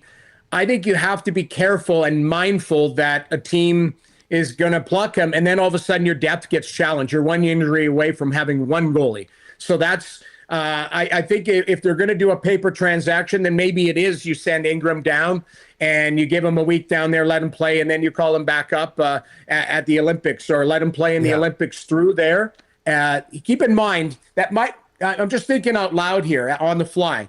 It might not be the worst situation during the Olympics have Ingram play in the minors because he's missed so much time. He missed last year. He missed go get another 2.5 weeks in 3 weeks, and then exactly get him down to the minors and keep him playing through that. And it's not because he's not an NHL goaltender and a really good one. It's more about just keeping a flow going. So that is if that happens, if they end up putting him down to the minors, I think that's the thought process, is to have him play through the break just because he's had lots of time off. last year and heading into this season. So, again, smarter people than me are going to be working at this, but I do believe there's lots of options there. But I still come back to the thought process that Ingram is a hell of a goaltender, and he's going to be on your team down the stretch, and so is Tristan Jarry, and I don't know what they're going to do with Calvin Pickard. Jamie McLennan with us on the show this morning on the Firehouse Subs hotline. Noodles, one more on these three goalies here. Did you ever get stuck in a three goalie sort of situation, and what are the challenges? Like, can it hurt them by sharing a net in practice sometimes and things like that? I would say, so I've been in a three goaltender situation a few times. Once in 2004 with the Calgary Flames, we had Mika Kiprasov and we had the injury to Roman Turek, and then Roman came back and there was three of us. They ended up trading me. I was honestly, I was the Calvin Pickard, the good guy. I was definitely three on the depth chart as far as talent wise and all of that. But it was more about, I had helped the team through an injury, all of that type of stuff. But they ended up moving me at the deadline and getting Chris Simon and going to the finals. So I think they were fine without me. But I've been in a three goaltender system. Here's the other thing that I would say. There's not a lot of practice time because of the condensed schedule. Nowadays, you see goaltenders go on with the goalie coach in an alternate rink and all of that type of stuff. There's enough work to be had for three goaltenders. It's more about, can you handle it from a roster and salary cap situation? Those are the things that are going to have to be dealt with, at a higher level and not in my situation. Jarry activated ahead of last night's game. Also, Jake Wallman, who we jokingly kind of, said during his timeout, was even a player to begin with. Maybe this is all a fever dream. He was gone so long we didn't know where he was. He's back in the lineup, which means Regula's out. But what did you make of his game after having so much time off? So I'm a big Wallman fan because I think he's a terrific second pairing guy who can advance the puck. That's he's got a big shot. He's a good skater. He's got a little bite to his game. He's got a little attitude to his game. But when he's on his game, I think what he does is add another dynamic of a puck-moving defenseman. With Regula and Emberson, they're two of the same guy. And for me, they're a six. So when you're asking too much of those two, having a guy like Wallman it balances the act and it makes your D a lot deeper. I thought there was some rust on his game, but I think he's a guy that is he'll pick it up quickly because he's such a great skater. But when I look at it, I think it slots everybody kind of perfectly. And Stastny, I think is a perfect. What a great trade. I think he's a really good player, and he's basically Kulak that's just younger. And I think that was a crafty move by Stan Bowman. When you look at it, you reshape the defense right away, but you add in kind of the same components, just kind of younger, and you could argue just as good. Noodles, a couple other things quickly around the league. The Toronto Maple Leafs going into last night's game were 8-2 in their last 10. 10-game point streak. Yeah, they were kind of. What's turned the tide there? What's happened with that team?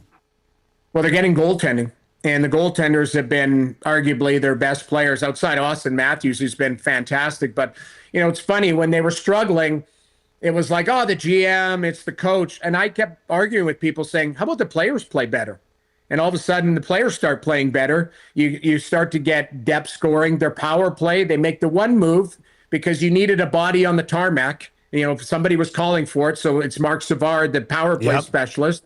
So they bring in Steve Sullivan. Their power play looks better. Their penalty kill's been fantastic. But really, they're getting saves. Their top players are playing that they're capable of doing, and they're also getting healthier. Brandon Carlo comes back in the lineup. He's an NHL defenseman, so all of a sudden Troy Stecher doesn't have to play 26 minutes because we all know and love Troy Stecher, but I don't think he's a top four defenseman. I think he's more of a six.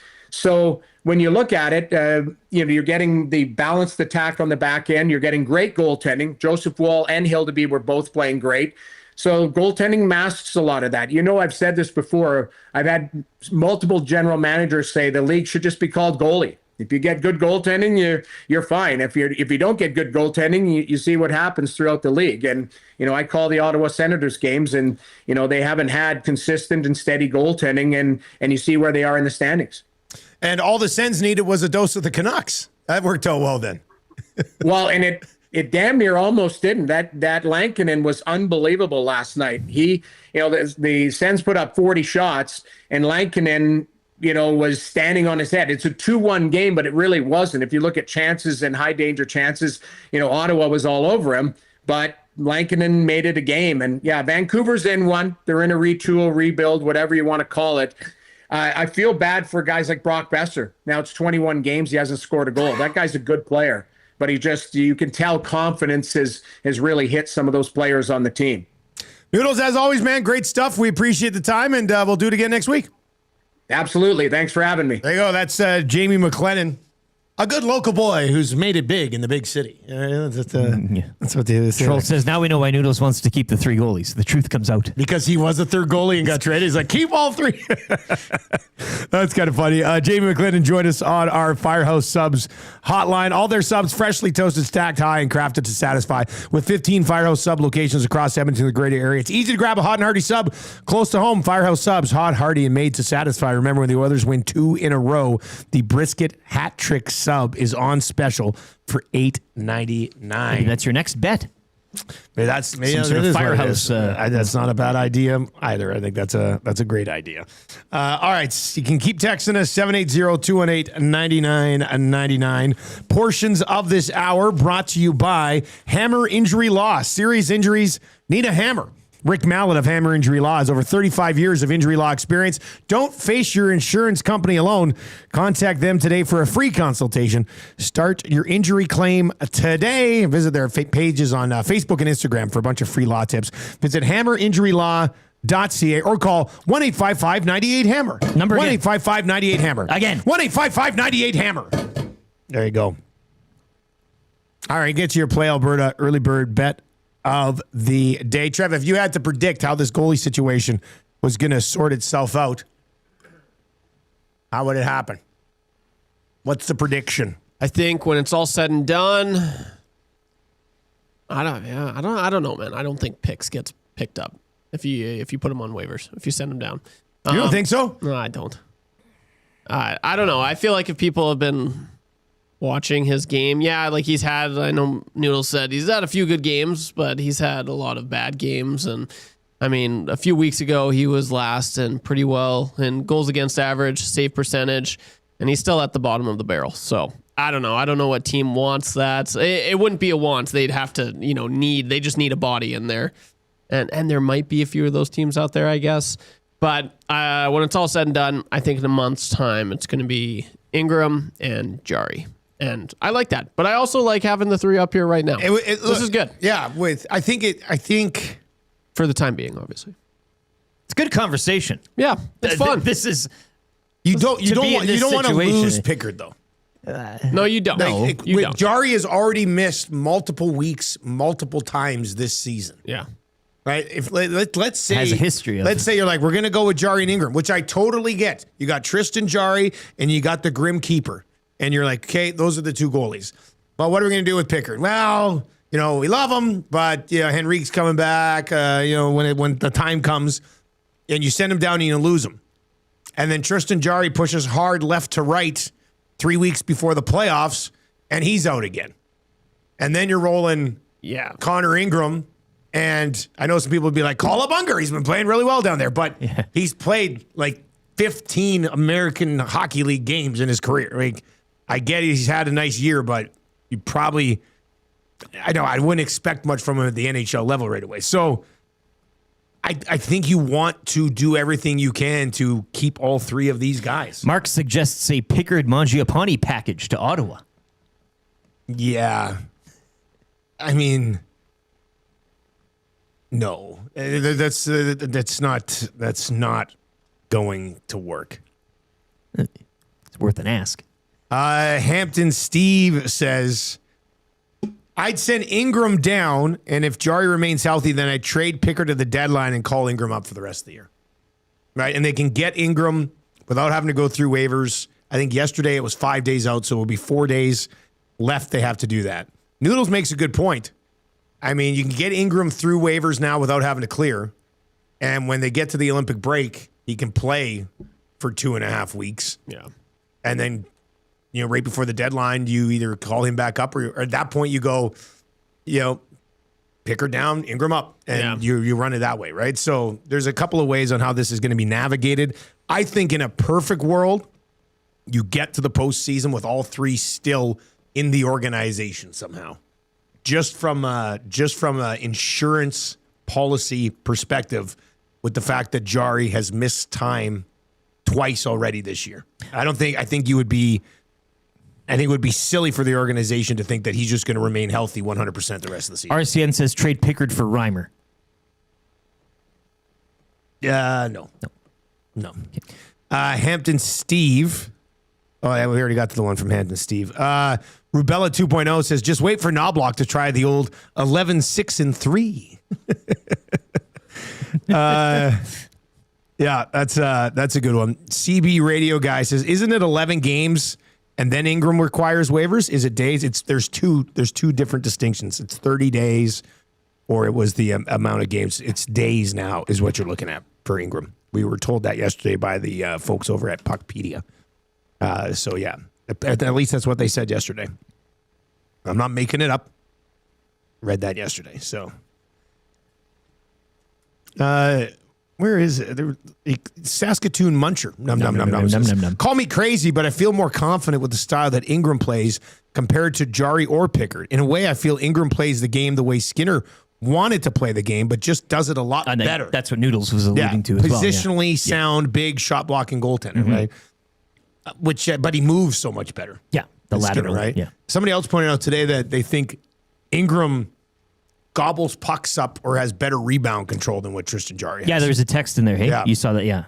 Basically, the puck, he swallows pucks up better than Tristan Jari Yeah, swallows Bones. pucks up. Big difference for me was rebound control. Pucks seemed to stick to Ingram and bounce off Jari. I think, was that the one that you were? Yeah. But that is, when you watch the games, it's kind of, I think that's an accurate description.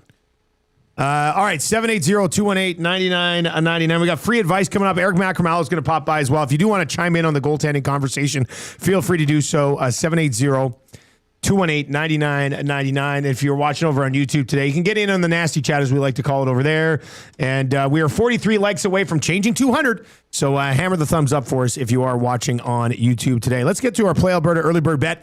No Oilers in action tonight, so I haven't pre-built anything. We do have one special still up from the Lock Shop yesterday. If you're listening on the radio and you go, what's the Lock Shop? It's a show every day on Edmonton Sports Talk. Tune in, iHeart, YouTube.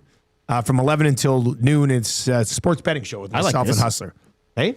Yeah. So what we did yesterday was we were looking at the NFL lines, and let's see where these are at now. All right, so the Texans are still 3.5-point dogs going into New England, and the Bears are still 4-point dogs at home against the Los Angeles Rams.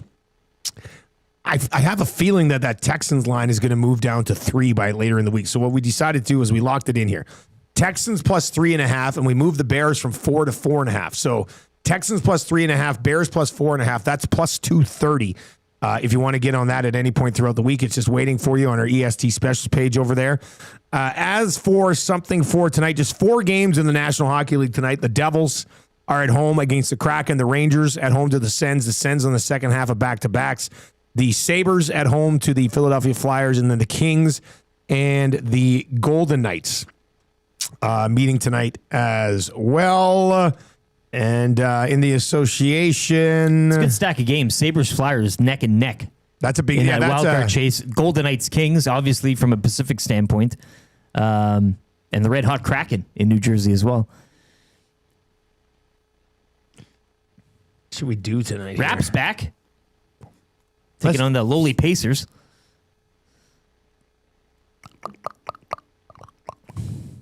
Sabres. Let's each pick it. There's only 4 games. Let's each pick a game. Let's each pick. We'll do a little 3-man money line parlay here. Use your game sense. Just sprinkle it. Don't get carried away. Like, don't put $500 on what we're about to do. But if you got $5 in the account, that's what we like to call a little game sense sprinkle. You know what Game Sense should do? They should get their logo on sprinklers that we can give out to people in the summer. What's that? Oh, that's my Game Sense sprinkle. Yeah, one of the ones that goes back and forth, and we can jump through it. Yeah. All right. Rick, give me a game. Give me Buffalo. Buffalo. You're going to go Buffalo. Trev, Kraken Devils, Sens Rangers, Golden Knights Kings. I know the Devils just defeated the Wild, but before that, they were absolutely sucking, and I think they're going to be feeling pretty high on themselves. Kraken are good. Underestimate the Kraken, who are playing pretty good right now. You're going Kraken as a dog. Yes, I am. That's the dog. That could be the dog. Yeah. All right, and then I'll go Rangers. You heard Noodle say that the Sens. Well, no, maybe not. These aren't easy games. No, it's very interesting. You know what? I'm gonna go. I'll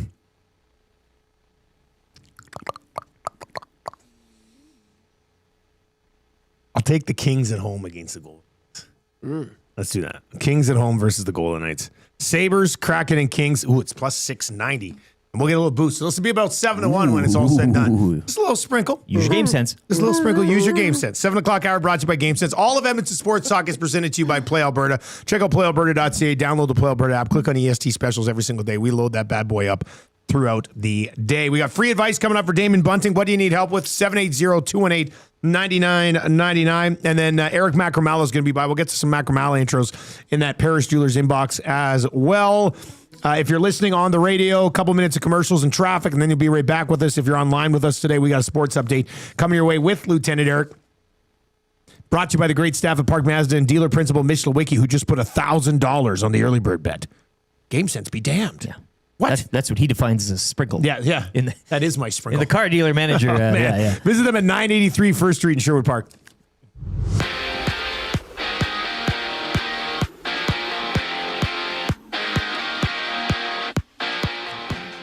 Roman Josi scored with 1:17 left in overtime, lifting the Preds over the Oilers 4-3. Connor McDavid, 2 assists. His point streak extends to 20 games.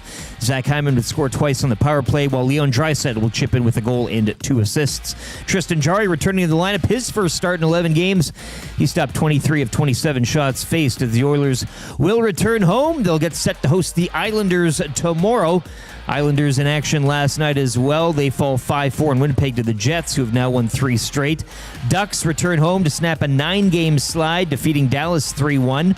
Utah over the Leafs 6-1. Joel Hofer's 4th shutout of the season, leading the Blues over the Hurricanes 3-zip.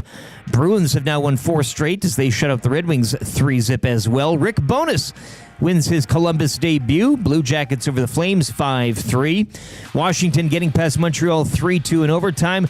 How about the Lightning? They have now won a franchise record 11 straight, defeating Pittsburgh 2-1 in a shootout. And the Senators snapping a 4-game slide. They'd score 2 early in a 2-1 victory over the Canucks. 4 games around the NHL tonight. Devils at home to the Kraken. Flyers visit the Sabres. Rangers host the Sens. And Vegas in LA to battle the Kings.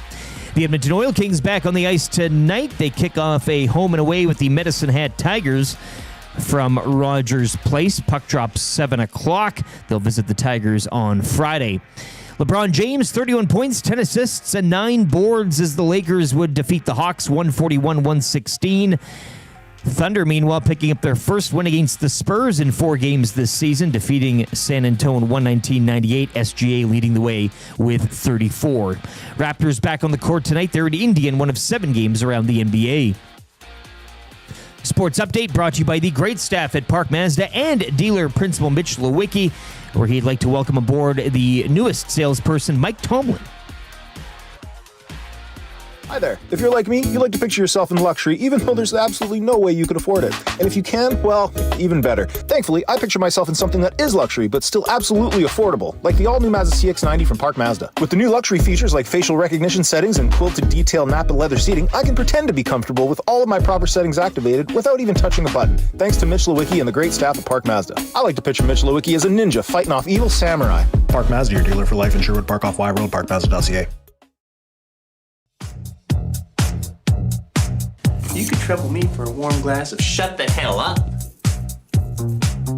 Now you will go to sleep, or I will put you to sleep. Check out the name tag. You're in my world now, Grandma. Breaking a bed, making hacky sacks. Trev won't let us stop. Grandma in the sweatshop, sweating through a shirt. She finally just just had to blur. My fingers hurt. My fingers hurt. My fingers hurt. My fingers hurt. My fingers hurt. My fingers hurt. Get back to work. What a jerk. My fingers hurt. My fingers hurt. My fingers hurt. Get back to work. What a jerk. My fingers hurt.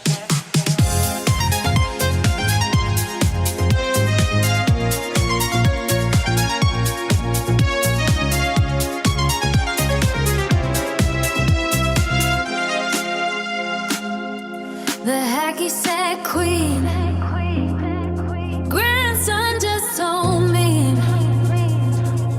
she just works and works until her fingers hurt.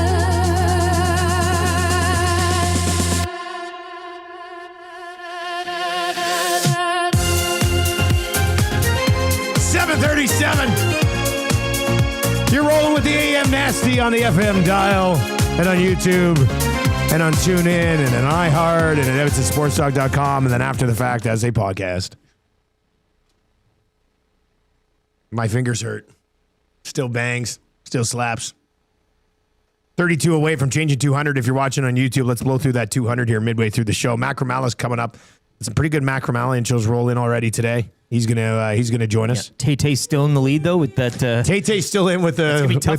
That was a good one. We were saying earlier in the show, the 6 o'clock hour, ways that the Oilers dads punished or talked to their boys on the way home after a loss, like minor hockey days. And Tay-Tay had the best one that said, "Don't make me pull this plane over." That's a good one. ESC legal analyst and guy who always eats his Popeye's chicken in his clock chair. Eric Macramalla. ESC legal analyst and guy who enjoys replacing the inside of his buddy's lip check with lipstick and laughing at him. ESC legal analyst and guy who brought a fish out of water into the courtroom just to show his opponent what they look like.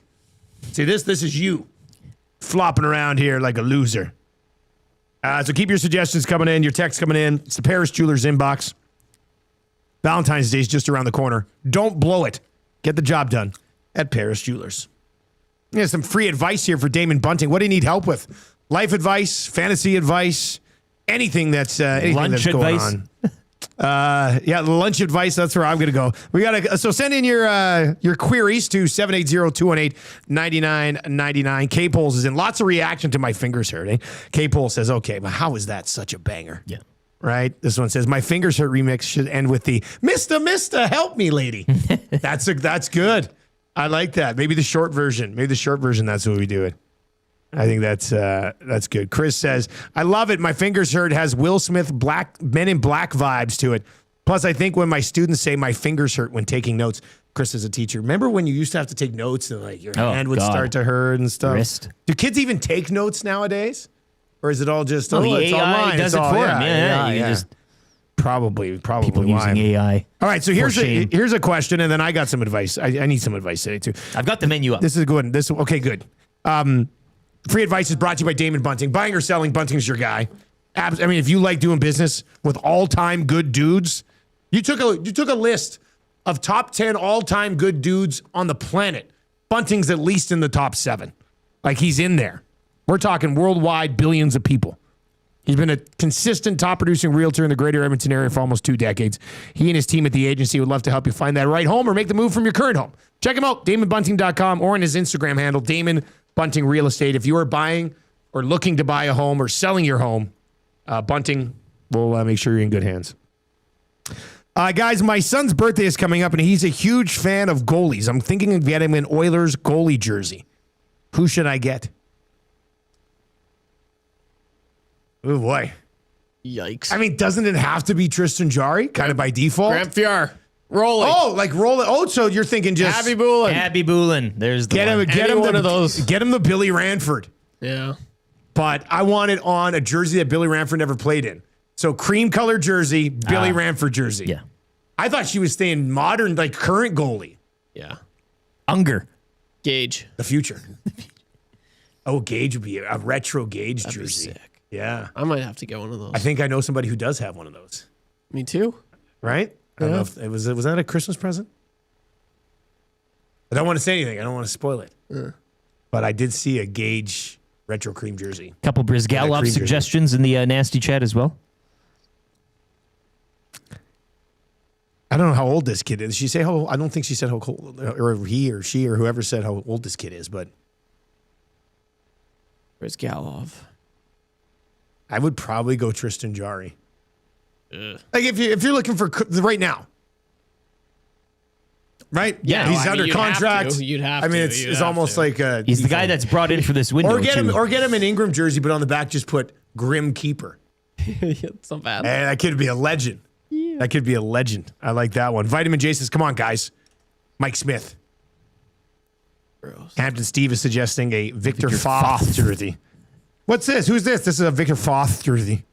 I hope you love your Victor Foth jersey. Is that how you say it? Victor Foth. Nice. That's how we said it for the month he was here. Tide still can't. Victor Foth. A McFarland Tommy Sallow. Peter Ing with the 06 Gear jersey. This one says you could get a Skinner one pretty cheap. Ooh, God. He's gone. He's allowed. He's only allowed one goal in his last 4 games straight. Well, just saying. Yeah. Okay, here's what I need advice with. What should I order today? So you win a lunch bet with your buddies. No stipulations. Lunch. There was just lunch. Lunch. Right? The bet was if Kapanen played on Draisaitl's line for 4 more games in the past week, Tommy and Hernan would have to buy me lunch today. If he didn't, I was going to buy lunch for the whole staff. Popeye's lunch. So how much do I order? Like how do I don't take it. I don't want to take advantage of the guys. Is this reasonable? You don't want to scare them off. Can I tell you where I'm leaning? Yeah. And then you let me know what you think. Well, there's wraps, sandwiches. You can get the bone in. You can get the tendies. Like you got a lot of options here. I mean, there's a 3-piece bone in right now for $8. Which what those guys should do is just pick up a couple of those for the rest of the staff anyway. Like that's what I would do if I was in their spot. 3-piece bone in, $8, right? Yeah, Everybody's happy. But you don't want to get the deal on a bet. No. You kind of got to go big game hunting here. Yeah. I'm thinking the full bird. I'm thinking classic chicken sandwich, spicy, no pickles. Okay. I'm thinking I want the mashed potatoes on the side with the Cajun gravy. I want a beverage of some sort. Yeah, cold pop. And then I'm thinking probably a cold pop. And then I'm thinking probably a 12-piece nug that I can take around and share with some people. I'm not going to sit here and eat 12 nugs after having the chicken sandwich because I don't even know if I need any nugs after the chicken sandwich, but I'm cashing in on this bet. It is nice to have 2 forms of the chicken, though. Yes. You get the sandwich, and then you can also kind of get into I could go 8-piece nugs, but if I go 12-piece nugs, spreading it around for everybody. Do you have can have dessert on your mind here? We have a cinnamon apple pie. I wasn't even thinking about dessert. Strawberry cream cheese fried pie. I don't think I want to be that guy. Cupcake cup. I can't be dessert guy for lunch. Right? Who has dessert with lunch? Who's ever had dessert with lunch? You can really. How many of you are out at a lunch meeting and they come up and say, "Do you want any?" I don't even think servers ask you for dessert at lunch. A slice of pie. So sandwich, potatoes. Yep. Are you getting a Coca-Cola? Just one side? Just one. I'm not trying to kill these guys. I know you're not, but I mean, it's already embarrassing for enough that they lost. You won the bet. We did say off air though, you do the banya, and so you're not too hungry today. I'll just get a mac and cheese. Just give me a mac and cheese, and I'll save the meal for next week. Be the ultimate. And play. they'd still have to get it because we've got video of us shaking hands on the deal. Exactly. All right. So what do you think? 780-218-9999. You're in my shoes. What do you get? Baggio's in and says, Dusty, I would say, let me buy you lunch and hold it over their head for the rest of life. Remember when I won and I bought you lunch anyway? God. Hampton Steve says, Dusty, given your love of chicken fingers and fries at the Elephant and Castle, order a 3-piece tender combo along with the spicy sandwich. It's a good point, Hampton Steve. I mean, you are a tender guy. I am a big tendy guy, but the nuggets there are so good. Nuggets and the sandwich. They're so good there. Plus, I'm getting the sandwich anyway. Louis says, I'm ordering a full large meal with tasty, delectable to fill up the corners. Or what about your sauce game? What do you, because they have a wide variety of sauces. I'm usually a blackened ranch. I'd get a side of that Cajun gravy just to dip the sandwich in. Oh. I don't think that's going too overboard, but yet you're living a very good life. God, that's Something you a wouldn't good normally idea. do if you're. That's a good idea. You can get the spicy dipping sauce too. Yeah. But the Cajun gravy, like they just call it the Cajun gravy dipping sauce. That's just got to be great. You could right? pour, Is you it a could little pour bit it on the different? dessert and it would taste good, I think. Hernan, if you could pick me up a 16-ounce, a 16-ounce Cajun gravy dipping sauce. And what would you like to drink? Just the Cajun gravy dipping sauce. Let's get that in a larger cup, please. All right. So thank you for all the suggestions. You big wrap guy? You should get a few wraps and chicken wings. I'm going sandwich, man. I'm going classic chicken sandwich. Well, get that, and then for later. I don't want. No, you can't order for later. Yes, you can. In the He's lunch got to eat meal it in bet. one meal. Like it's got. I got to sit here and take it down. Okay, well, you can do that. Come on. You know they would. Oh, baptized Big U. Hernan just won a Preds Ducks bet last night. He can't afford it. Of course. So he's a little flush. So He's flush. you can go a little further than you may have. You know what? Planned. Hernan, let's make it 2 mashed potatoes. Get some wings. I can't wait till noon. It's gonna be good. So I'm Chris S says double or nothing for another week. Nope. Well, no. Okay. No, I want to own this one. I want I to take this thing down, right? Like let's do that. So I'm going to text it to the staff chat right now. I'll text my order over. But it's a glorious day. Anyway, if you want to today at noon on Edmonton Sports Talk on the Oil Stream, watch me eat Popeyes. That's it. Yeah. No discussion. Just Now, do you think sitting those here guys buy themselves Popeyes as well? So we just have a big Popeyes lunch? I don't see why not. I don't know why Tommy would sit there next to me watching me eat Popeyes that I won in a bet with him and not have Popeyes himself. Gravy texts into the show today. Says, my ears are ringing something fierce. XOXO, gravy. I want to meet the dude who texts into the show under the handle Gravy. He's the drummer for Whitey Houston. Oh, is that guy? Yeah. Oh, I think I met him. He's a good guy. Works at the airport. Did I meet Gravy? No, well. Anyway, that's free advice for Damon Bunting. All right, let's get into legal analyst Eric Macramalla, brought to you by the great staff over at Park Mazda. EST legal analyst and master of the urinal trick shot, Eric Macramalla. EST legal analyst and owner of the only law firm that will fight for your right to party. EST legal analyst and guy who brought a fish out of water into the courtroom just to show his opponent what they look like. EST legal analyst and always eats his Popeye's chicken in his clock chair. And EST legal analyst and guy who enjoys replacing the inside of his buddy's lip chap with lipstick. Eric Macramalla, he joins us on the show today from his office in his very successful office building out in the nation's capital. Eric, how are you? My man. Okay, so I was listening and then my earbuds fell out because I have gentle Egyptian ears that have never worked an honest day in their life. So because the skin is silky smooth, oftentimes my earbuds will fall out. My butler is not in the office, so I had to put my earbuds back into my ears. I know. The horror, agreed. So I missed the last couple, maybe the last 4 intros, because I respect your listeners. I heard you laughing. Yeah. Was that for the fight for your right to party one? Yes. Okay. I thought that was amazing. Okay. The other ones I have no case law. Yes. EST legal analyst and guy who brought a fish out of water into the courtroom just to show his opponent what they look like. Nice. You are a fish out of water. Right here. You see this fish flopping around? Brilliant. That's you. EST legal analyst and guy who always eats his Popeye's chicken in his clock chair. And EST legal analyst, a guy who enjoys replacing the inside of his buddy's lip chap with lipstick, which is a funny prank to do to your friends. I love the cluck chair. That's, I ate Popeyes maybe for the second time in my life on the way back from a small town, Bradford, Ontario. Actually, our hockey tournament was in Alliston this weekend. I like driving 5 hours to play 4 games where all the kids, including my team, all suck. It's amazing. Like, I'm watching these parents scream at the kids. I'm like, they're U11A? They suck. And even if they were like triple, they suck. They all suck. So shut up. Let them play and get out of the way. Agreed? Especially when you're driving that far. Like, just go have fun at the tournament. Like, it doesn't matter. But they suck. It doesn't matter. And how many videos have you seen over the past week? Do you see that basketball video where there was one kid, when the kid, and the dad came flying in and blew that other guy bull up. Rushed.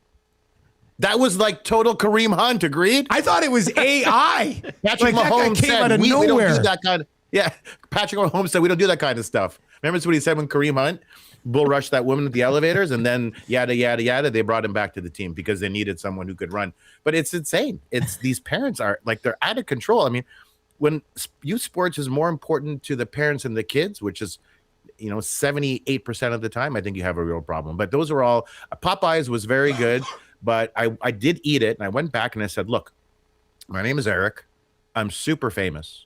I have a show on AM radio that nobody listens to. And they said, I know. How many times have I been asked this week, are you still on the radio? I'm like, yes, and thank you, jackass. So I went back. I said, the chicken was good, but next time, please only serve me the skin. And I don't want the chicken. And then they looked at me and goes, who's that person to your right? Oh, that's my friend. He's a low energy loser. His name is Jeb Bush. And all he says, he comes to the court all the time, and all he says is, my name is Jeb, and I'm a low energy loser. I'm a loser. I'm Jeb Bush. Thank you. He's a loser. You think that's what they call him at Thanksgiving? Probably. Hey, low energy loser. Pass me the gravy. We're thankful for our low energy loser in the corner there. Yeah, it's funny you were talking about parents because we were joking. Like the Oilers lost last night in overtime, and it was on the dad's trip. Like all of their dads are there to watch, and we were joking this morning on the show. How did their parents, how did their dads talk to them or punish them on the way home after losing? And I think our best text so far was from Tay, hands down, who was like, "Don't you dare make me pull this plane over," which was kind of funny. But it's a funny concept. Lobster tail down. Yeah, put that lobster tail down. What was the one that Connor McDavid's dad was like standing up with an effort like that? I don't know if this hockey thing's going to work out. You should probably go to school. Those types of things. Well, if you're driving, the car is quiet for like 20 kilometers, and then the dad just says, "Maybe we should apply to do an MBA." What do you think, son? The drive home is so important, isn't it? After your kid plays hockey, it's a big drive. Shut your mouth and be nice. It's a big drive. Yeah. Yeah, had one last night. We had to drive home last night. We lost. You bounced. We lost tournament. in minor hockey week here, so we were eliminated from minor hockey week in Edmonton. And Marshall was. Yeah, Marshall was eliminated yesterday. 8 feet tall. Yeah, doesn't he just take the puck and just grab everyone and throw them out of the way and just go down with the puck in his right hand? He's still working on using his size to his, to a physical advantage. Filling out, But yeah, we lost last night. But the drive home was good. It was a solid drive home. The whole family was there. Well, you said he played well. He's played better. Okay, but he was good last night. He scored. He had a good game last night. Crazy parent alert! Parent alert! How old is Marshall? He's 10. 8? He's almost 11. 10? Right, so it's go time now. He played okay. No, I mean he's had other games where he's played much better. But I thought he played well last night. Here's the thing. This is what's going to happen because he's just. You said he's 10. Yeah, right? He's almost 11. 10? Yeah, no, he's 10. I don't know what that means. He's almost 11. What are you, 8 years old? How old are you? Oh, I'm almost 50. No, dumbass, you're 49. So here's the thing: is he's almost. He's 10, but has the body of a 25-year-old. I think we would. That's true. I mean, that's. He's very. I saw last night. He came out of the dressing room to come watch the game before him for a second. I watched a dad who was standing by the door, watch Marshall walk by. Look up at him. I think he must have been a dad of the other team because he was a little bit shorter than Marshall is on skates. I think he was "Oh, what's this? Yeah. Who's this kid?" Okay, here's the only advice I'll get to you, as you guys still have my award flush in the middle of that screen. So thank you for that. And I also appreciate how you hop on your phone when I'm on. It makes me feel loved and that you're paying attention. Wow. I could see that you are the dad of the year, Marshall. I didn't see most of your game. From what I saw, though, you sucked. Oh no, I was on the bench, being very encouraged. I know. Yeah, very encouraged. That's what makes it all the more interesting that you're the coach and you're still not paying attention. You're just looking for hot moms in the crowd across the ice, which is totally fine. Here's the thing: is Marshall is 10. Give it 3 years, and then you realize. What's in 3 years? What's in 3 years? You'll realize that your kid sucks. And then you'd be like, you'll stop caring. Let me put it to you this way. At U18, when the parents drop the kids off at the rink, they don't even stop the car. All you hear is tuck and roll, and then they speed off to go have an affair with whoever. Right? That's how it changes. And my kids play a lot of sports, and I'm realizing, okay, I've done all I can do. Now it's in their hands, but they're just doing the best they can. But this is a real wake up call for me, because my parents never came and watched me play when I was like 17. As soon as I could drive, they were like, "Have fun at hockey today." I was just like, "Okay." You know see you why? later. Because the dream was dead. Yeah. Because the dream was dead for your dad. And I am sexist. It was for your dad, right? Because your mom just wanted you home and she wanted you to have fun. My mom would still want me living at home right now. Yeah. Of course. Oh, please. I would like you living at home. I think that you should do the show. I would also like live to from live your at home. mom's kitchen. Right? But the reason that you drove yourself is because, well, when you were 12, you probably were like 6 feet tall or something. And it's like, oh, we conflate size with athleticism.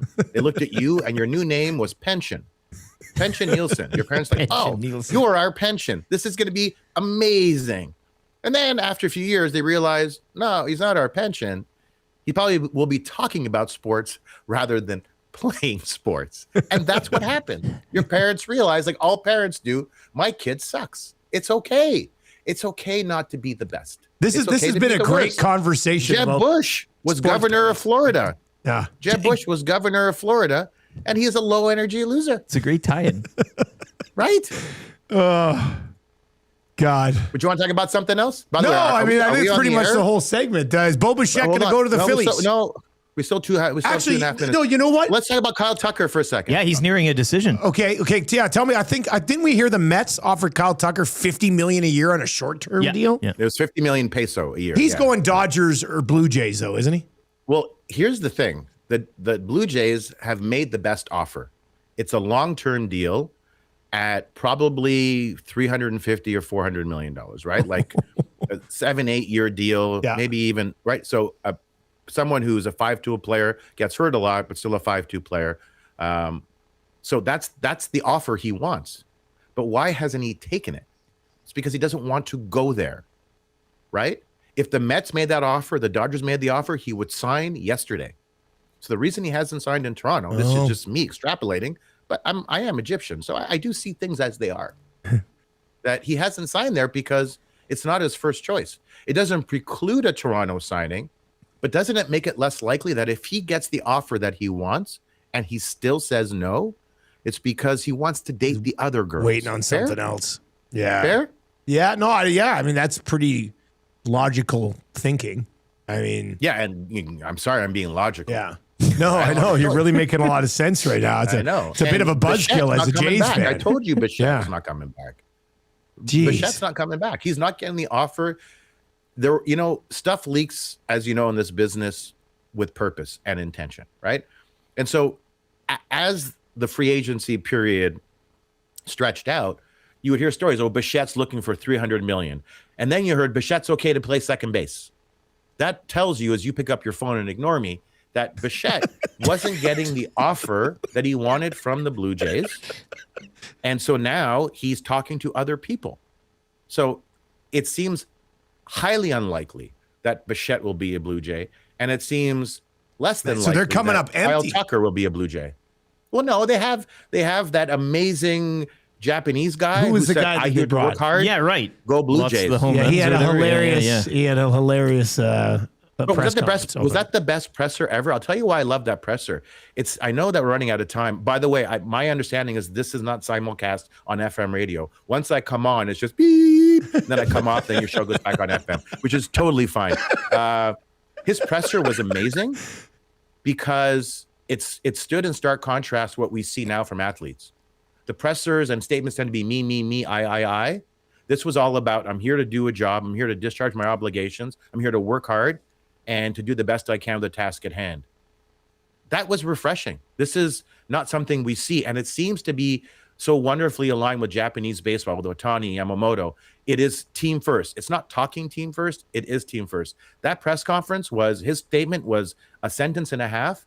It was the most beautiful sentence of a half I've heard from an athlete in North American sports over the past 60 years, and I'm not even 60 years old. Please look at the hair. You know, whether it's him or it's Tucker or it's Bichette, I think we can safely say all their parents still want to watch them, which is a big accomplishment. Like, if parents at the MLB level are disappointed in their kids, it tells you everything you need to know.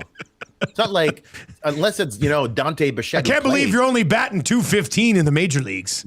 Yeah, I batted .225 in the minors playing in Albuquerque. I'm better than you.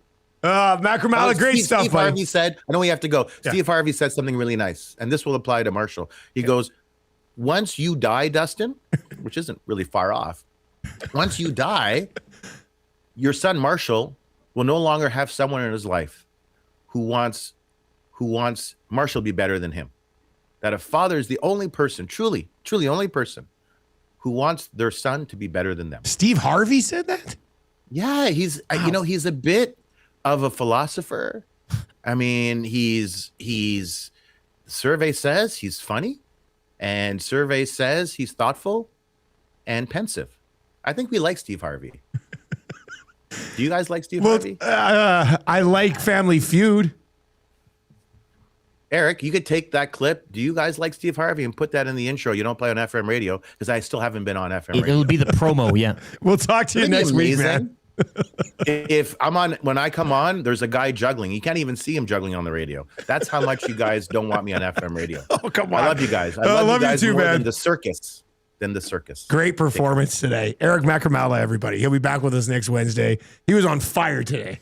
On fire. Will Salmon of The Athletic. The Mets had a 3-year offer to Tucker in the $120 to $140 million range. Yeah, that's not going to get it. Robert Murray of Fansided reported the Mets had in fact made a short-term offer valued at $50 million per year, so kind of two of the same there. And then, of course, the Jays' longer-term offer.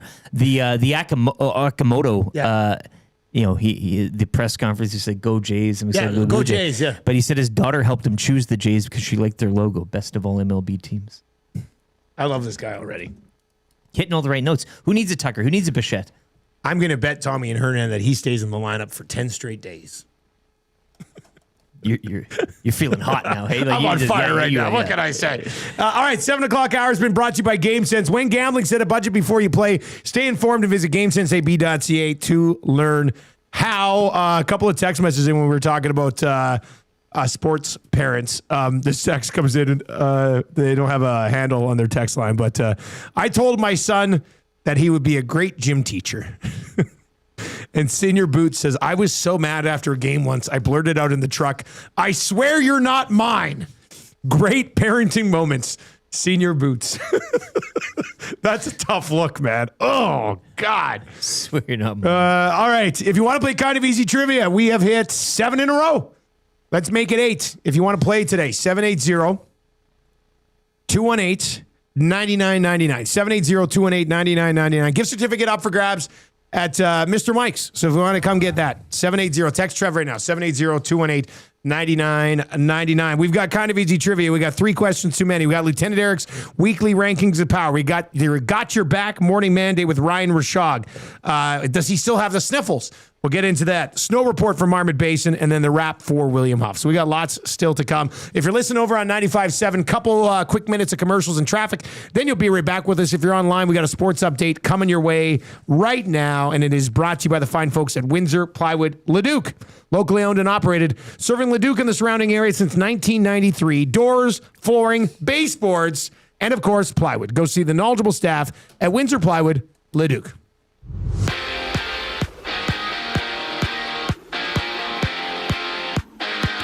Oilers drop a 4-3 final in Nashville last night in overtime. Roman Josi with the winner. Leon Draisaitl a goal and 2 assists. Zach Hyman 2 power play goals, while Connor McDavid extended his point streak to 20 games. He had 2 assists in the loss. Tristan Jarry returning to the lineup last night. His first start in 11 games. He stopped 23 of 27 shots faced. The Oilers back home tomorrow night when they host the New York Islanders. Islanders also in action last night.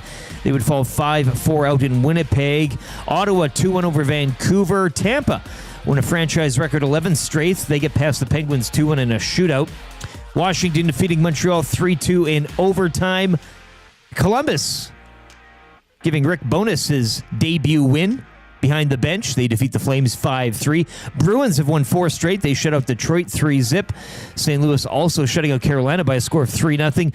Leafs have their point streak snapped at 10 games as they would lose in Utah 6-1 to the Mammoth, and the Ducks snapping a 9-game slide, winning on home ice 3-1 over the Dallas Stars. 4 games around the NHL tonight. An all-Pacific affair in LA between the Kings and Golden Knights. Ottawa on the road to take on the Rangers. Buffalo host Philly, and the Red Hot Kraken are in New Jersey to take on the Devils. The Edmonton Oil Kings are back on the ice tonight. They'll host the Medicine Hat Tigers down at Rogers Place. Puck drop at 7. 2 teams will go at it again back in the hat on Friday. SGA had 34 points, leading the Thunder over the Spurs 119-98, while LeBron James had 31, 10 assists, and 9 boards in a 141-116 Lakers victory over the Hawks. Raptors are back in action tonight in one of 7 games around the NBA. They're in Indiana to take on the Pacers. Sports Update brought to you by Windsor Plywood Leduc, locally owned and operated, serving Leduc and the surrounding area since 1993. Doors, flooring, baseboards, and of course, plywood. Go see the knowledgeable staff at Windsor Plywood Leduc.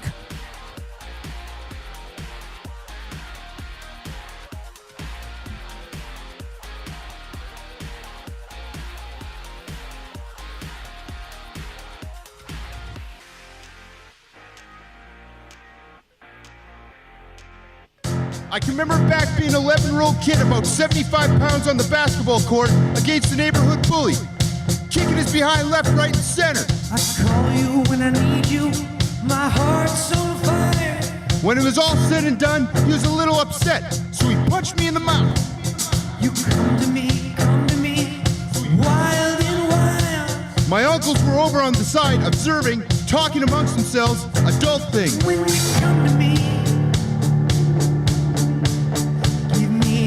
when he punched me in my mouth, I decided I'm running to my uncle. And you know what he did? He pushed me back to him. I went back and he punched me in my mouth again. I ran to my uncle, looking for protection. Needed Big Brother to protect me. He pushed me back again. And you know what I did? I faced him in the eyes and I said, my uncle's not going to help me. And I punched him in the face. Then I looked him in the eye and I said, then what? Now what? Now what? Now what are you going to do? simply the best. Better than all the rest. Better than anyone. 808 Cavis Reed pump-up song via Whale and the Wolf.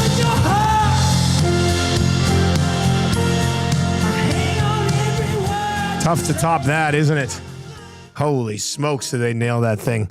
It is the Nielson Show, kicking off another day here on Edmonton Sports Talk. We're coming at you from the Popeyes Louisiana Kitchen Studio today. If you are listening on 95.7 Cruise FM and you like what we're doing, you're like, man, I wish I could continue to listen to you guys all day. Well, then just download the iHeartRadio app or the TuneIn Radio app. They're both free apps.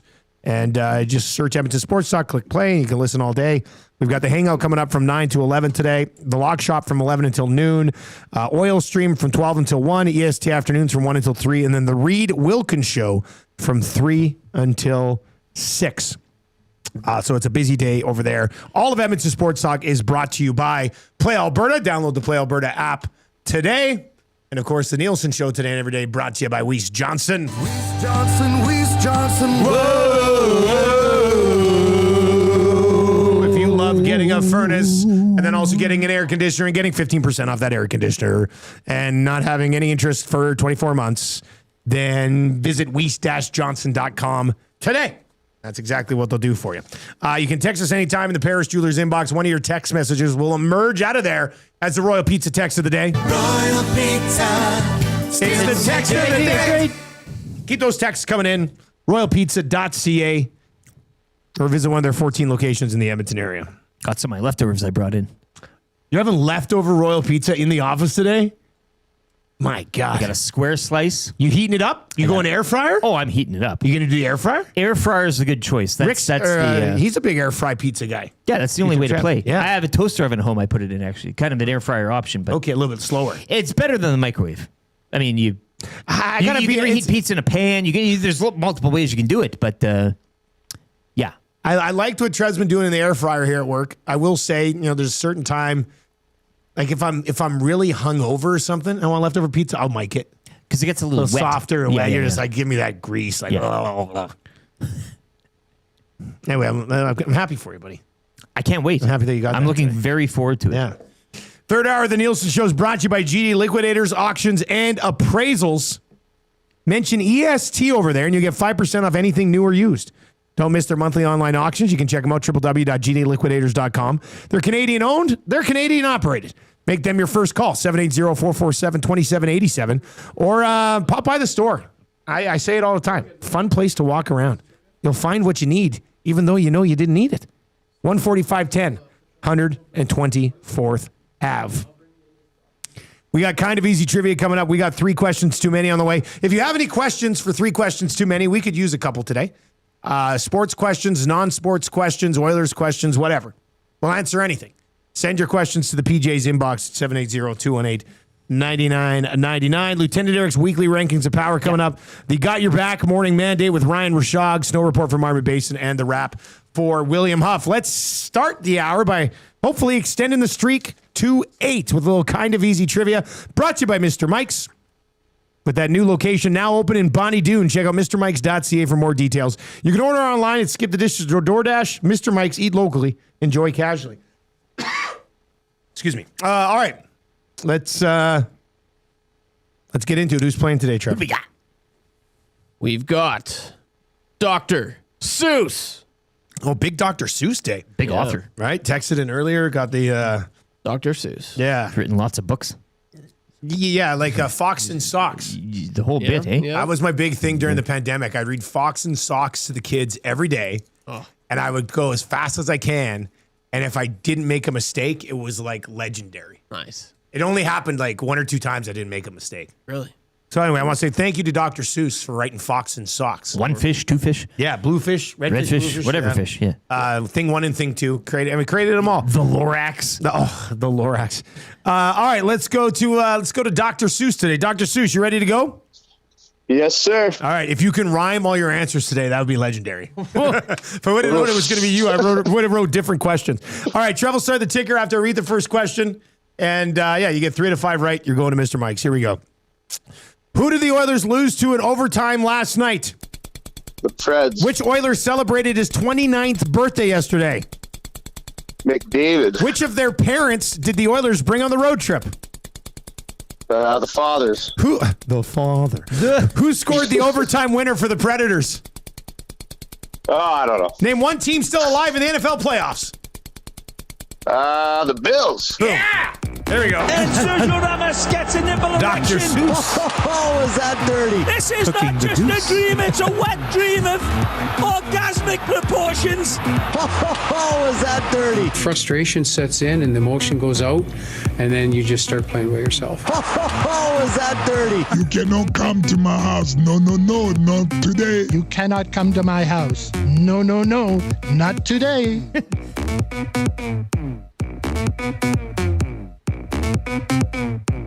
Baptized Big Uke, 1 fish, 2 fish, gift card for a steak dish. 1 fish, 2 fish, gift card for steak dish. That's pretty good, Big Uke. That's pretty good, buddy. That's pretty good. I like from now on, we all pretend that Dr. Seuss is the real Dr. Seuss. I'm assuming the real Dr. Seuss is probably dead. Like, I don't think there's been a lot of new material. What's Dr. Seuss's? Oh, yeah, he died in 1991. 91, okay. Yeah. Kind of got a Mr. Rogers thing going on there, eh? Oh, his middle name was Seuss. How about that? Theodore Seuss Geisel. Theodore Seuss Geisel. He's a Dartmouth man. The Cat in the Hat, How the Grinch Stole Christmas, Green Eggs and Ham, The Lorax, 1 fish, 2 fish, red fish, blue fish, Oh, the Places You'll Go, Fox and Socks. I smell a Dr. Seuss draft. Oh, I know there's not enough material. 2 rounds. But 2 kids could come in and draft, like... Wouldn't that be That'll something? be fun. Yeah. A Marshall and the Muzz draft of Dr. Seuss books. Yeah, against 2 listener children. Just to see where it goes. Yeah. All right, we got 3 questions too many coming up. Congratulations, Dr. Seuss. You are off to Mr. Mike's, and we've hit 8 in a row. which is nice. All right, let's get into 3 questions too many for the great staff at Park Mazda. Rick, do you got a line for the segment? Yeah, I do. It's 3 questions too many, brought to you by the great staff at Park Mazda and dealer principal Mitch Lewicki, who just sent in. He would like to give props to the great staff, because usually during these liners we see the great staff and dealer principal Mitch Lewicki and something funny involving Mitch. But today he would like to kind of give that back to the staff. It's a team there, and the staff make the man in a sense, right? Like we're always talking Mitch this, Mitch that, and Mitch is a great guy. I love Mitch Lewicki. He wants but to give the today love. he would like to give a little love back to the staff. That's great. What a guy. Great dealership. That's how do you not want to work for that guy? Family affair. Or shop there. Yeah, that too. A dealer for life. All right, question number 1. Now that Dusty has won the bet, how long do you guys think Kapanen will remain on that line with Draisaitl? Man, wouldn't that be something? Off for the next game. The Island. Somebody tweets out the lines tomorrow morning for the Islanders game, and Roslovic's back up in the top 6. I love it. I will LOL so hard. I will be. What is it? RFALO? Ralph Molfing. Whatever that is. Rolling on the floor laughing. That's what I would be. ROFL. For the purposes of this bet on the show, it'd be great. Oh, it'd be great. I mean, I don't think it should happen. That would be hilarious. Don't think it will happen, but that would be funny. I don't know. Like what's the reason to take him off of there? Somebody give me a reason. Few weeks till the Olympics. Why not? There's no threat coming from further down the lineup, and you look like a really good fit. Yeah, with Podkolzin and Draisaitl. Like there's no reason. There's no reason to not leave him up there. He's looking really good. The reason would be the coach, and some people surprised that he's been there. That you can't take him off now. What he's done. Yeah, but I guess that would be the reason. Is people always suggesting that Knoblauch does switch things up quite a bit, and maybe sometimes not necessarily. There doesn't have to be a reason. That's why. Yeah. There's no reason. There was no reason to take Lazar out. He just did. Yeah, the Lazar one last night. Yeah, that's a good point. I just felt like doing it. Well, it was, again, dad's trip, so everybody gets a. Yeah. I think that's probably there's no other justification. Everybody gets to play. Of taking Lazar out of the lineup outside of want to make sure everybody gets in. Because Lazar is their 4th line center. You leave him where he is. Right? Like there's that one didn't make sense to me. All right, 780-218-9999. Library Pat with a question for 3 questions too many. How many games will McDavid's point streak finish at? He's at 20 right now. How many games left in the season? Oh, I mean, that's not even. Now that's probably getting a little crazy, but part of me is like, why not? Let's see. When I'd bet a chicken lunch on it. You'd bet a chicken lunch. Does he go to the Olympic break? How many games they got the Olympic break? 1, 2, 3, 4, 5, 6, 7, 8, 9, 10, 11. They have 11 games left. Wouldn't that be something? Flying in on a 31 game point streak. Going to Milan. I will say that it. Oh, can you imagine if it ended versus Stuart Skinner on the 22nd? Ooh. That would be crazy. So that would be where we're at 20. That'd be 21, 22, 23, 24, 20. That'd be, so we'd go 24 games. 25, 26, 27, 28. Minnesota Wild are in town on the 31st. Does Wallstedt shut the door again? I don't know. He's just so ridiculous that you just sort of expect him. Like right now, we're expecting this guy to get 2 points. We're expecting it so much, it's not even a topic of conversation. It's just old hat. Yeah. Like it's just, It's not like I was like, who was watching that game last night going, oh, I wonder if he's going to keep the streak going. Yeah. Of course he's going to keep the streak going. You'll be surprised when it stops because you're like, well, what? Eh?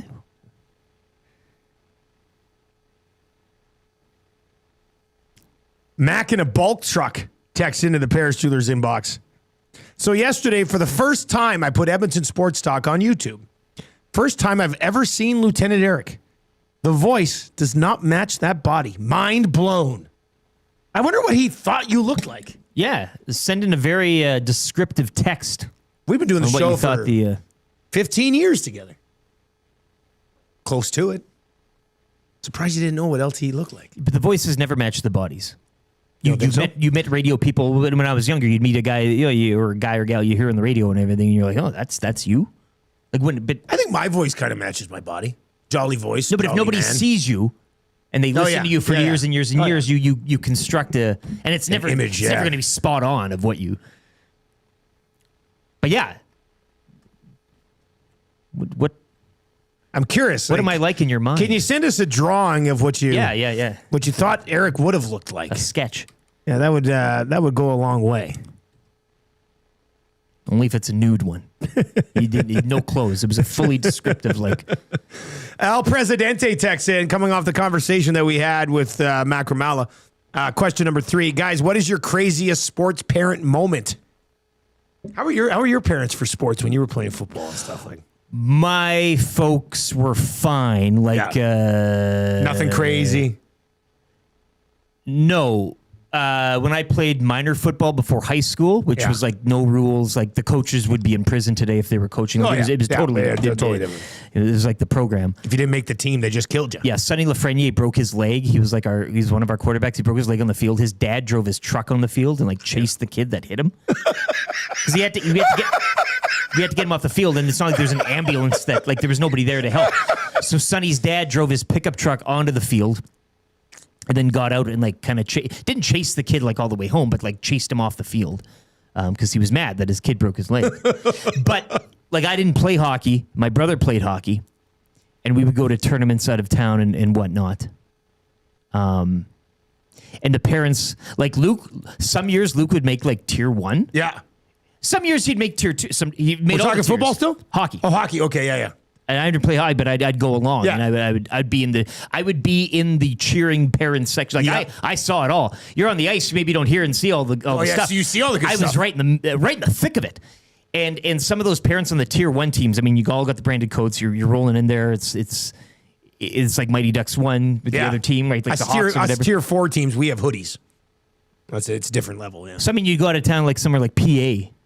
And some of those parents were pretty rough. And then you'd get into it, and the parents would... I mean, there's a lot of fun. My dad, though, did the smart thing. Him and a couple of other dads, they would always go wander down to the end and stand on the glass. And stand on the glass. That's where you're out of it. You're out of it. So your dad was a glass guy. He loved to do that. He'd put the box, doing any of that stuff.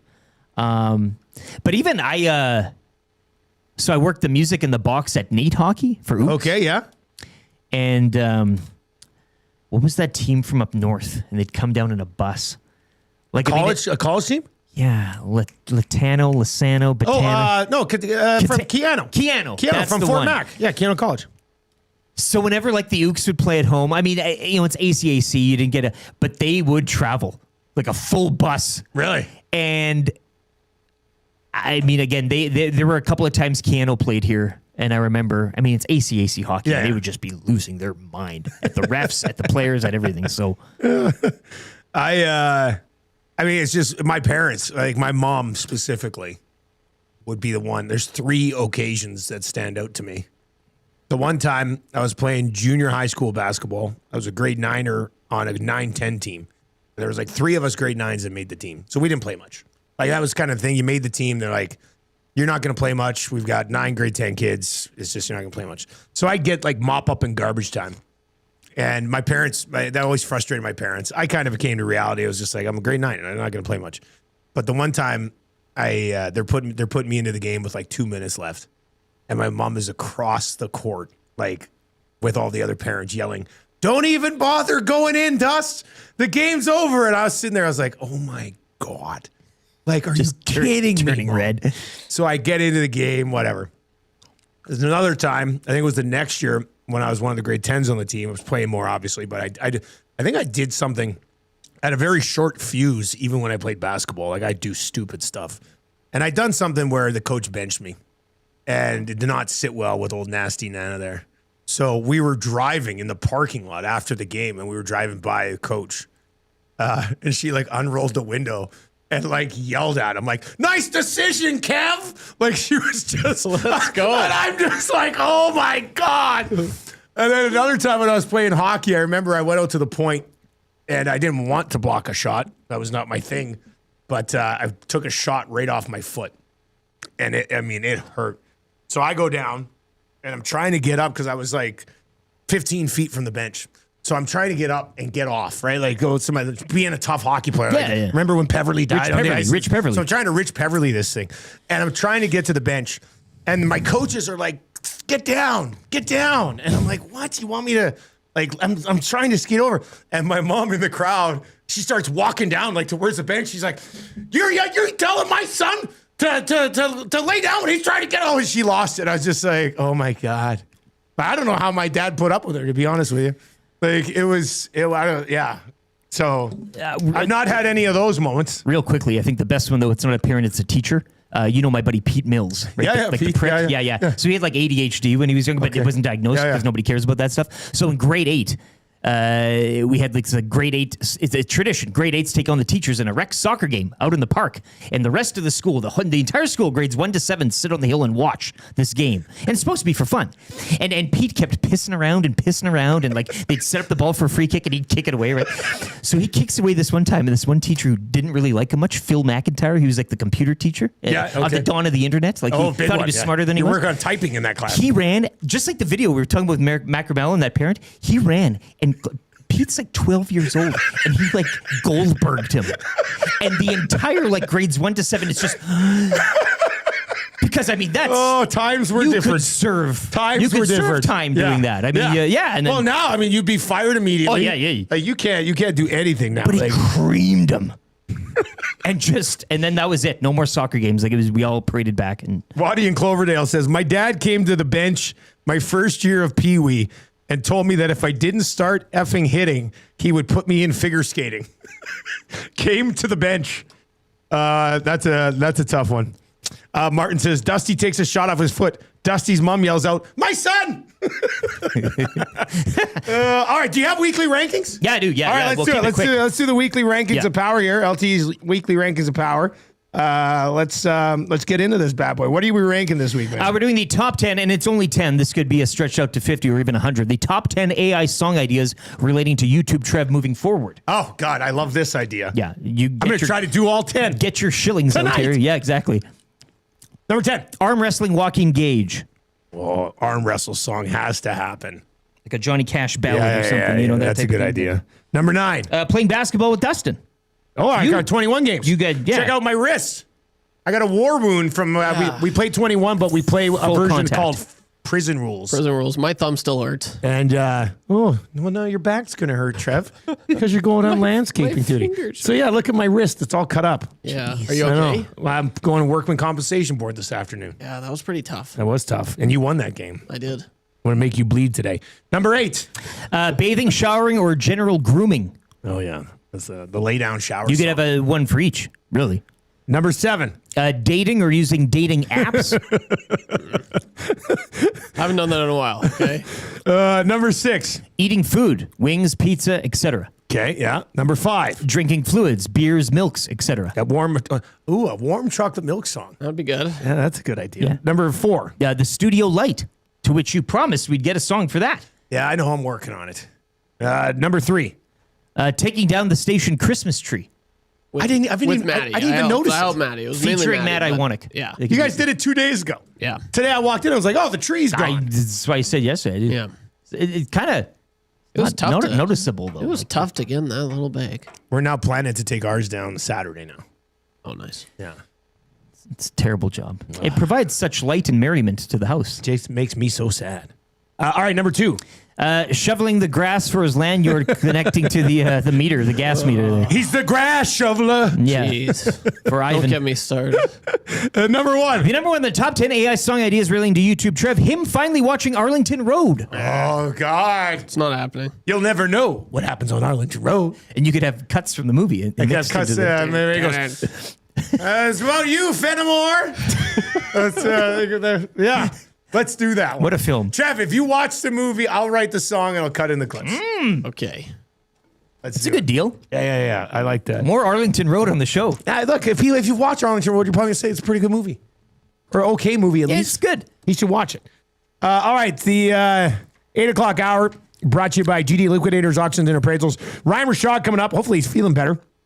Snow report for Marmot Basin still to come, and then the wrap for William Huff. If you are listening on 95.7, quick traffic and commercials. Then we'll be back. If you're listening online, we got an update with LTE. Here it is.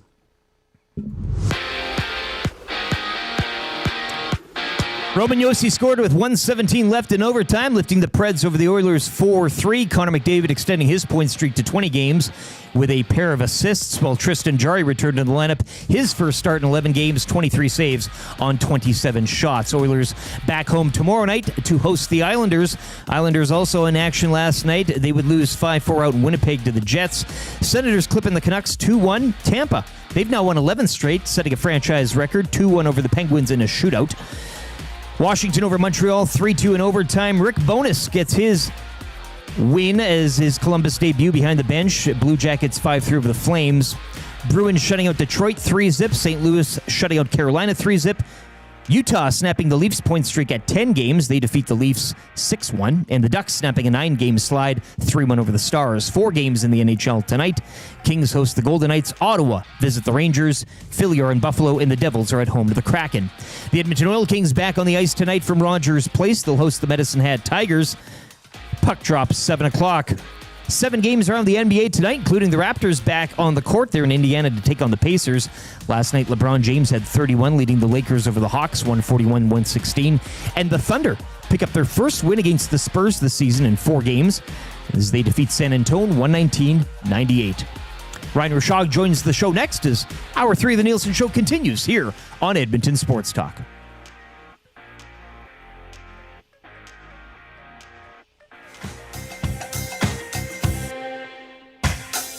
What say you? Hey, nasty crew. We got the Nielson Show flu. Well, there's nothing we can do about it. What say you? Hey, nasty crew. My wife thinks I got better things to do, but there's nothing I can do about it.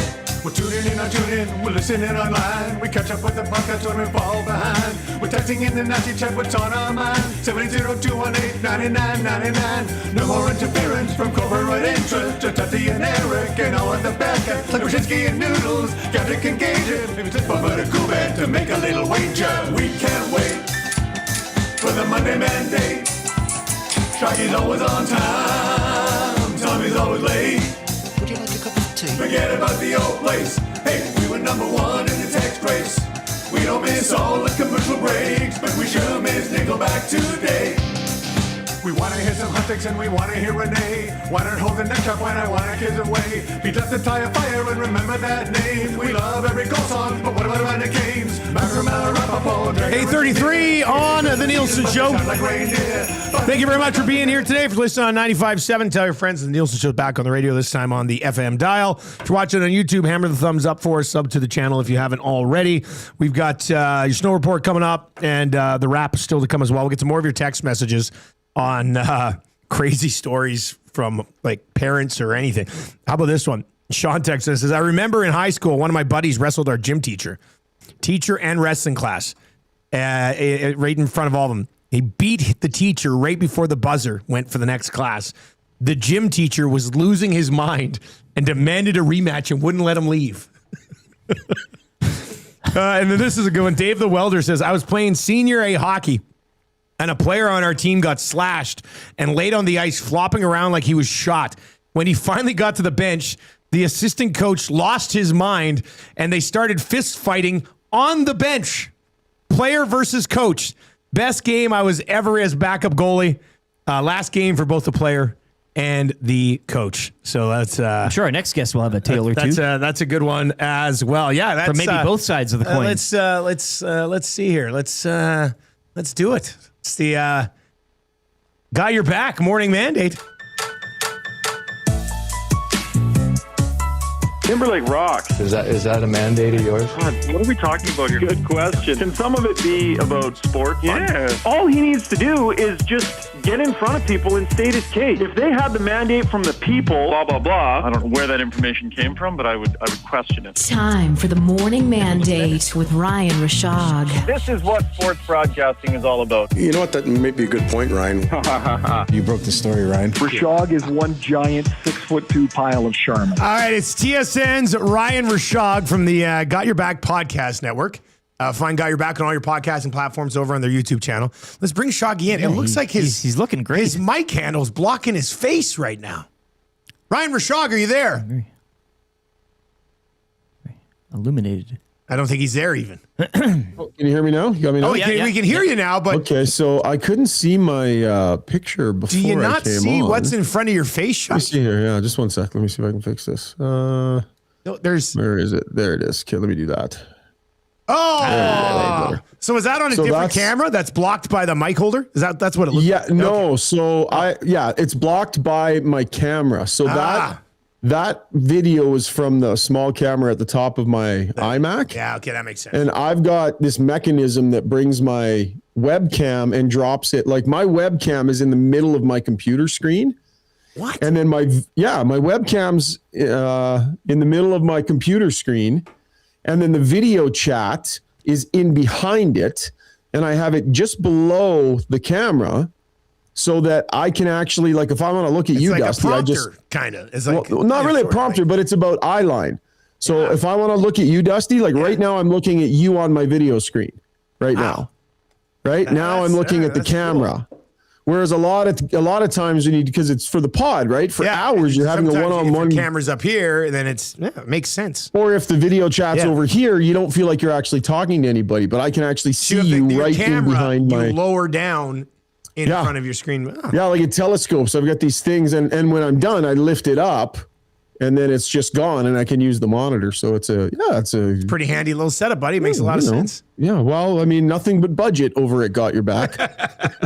Just continuing to roll in it. Are you feeling better since last week? I physically, I feel reasonably okay, but this cough and this throat thing won't quit. Won't quit. God. So I'm fine. Tommy Gazzola was a little sick, and now a few of us are not feeling perfect. Like Gager yesterday did the show from home. I'm on the halls right now. Vodka. How long has this been going for you, Shoggy? Oh, I got to be 12 days, I would say. No. From when it started. Yeah. No. Have you tried the Neocitrin? Yeah, it's a little. Is that the tea stuff? Like it's kind of, it's a warm drink. It's a warm drink. Yeah, it's a little. I think I might not be mixing it properly. I tried it the other night, and oh my god, it was way too strong. Oh, it's way too strong. Well, I know I used to hate it as a kid. Heartburn. Yeah, I used to hate it. Maybe more lotion, as a few listeners and viewers have been saying this morning.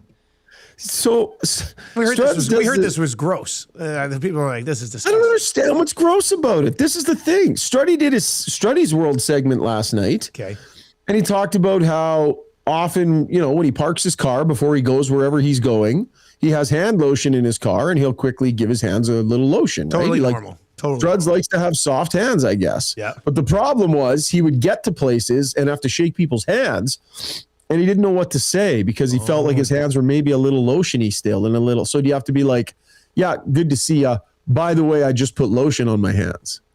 He was wondering. He was having a bit of a crisis about how to handle that. Right? Whatever. So we're open about those things. Like, it's a safe place on the show. You can express things, right? Without getting mocked. So I shared that, speaking of lotion, I kind of have some pretty badly dry, cracked heels.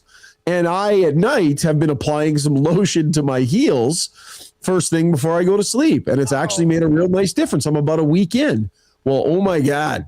People acted like I know. Like, went off. People we weren't just thinking that. No, I thought it had something to do with your balls or something. Yeah. No. I didn't realize it's the bottom of your feet.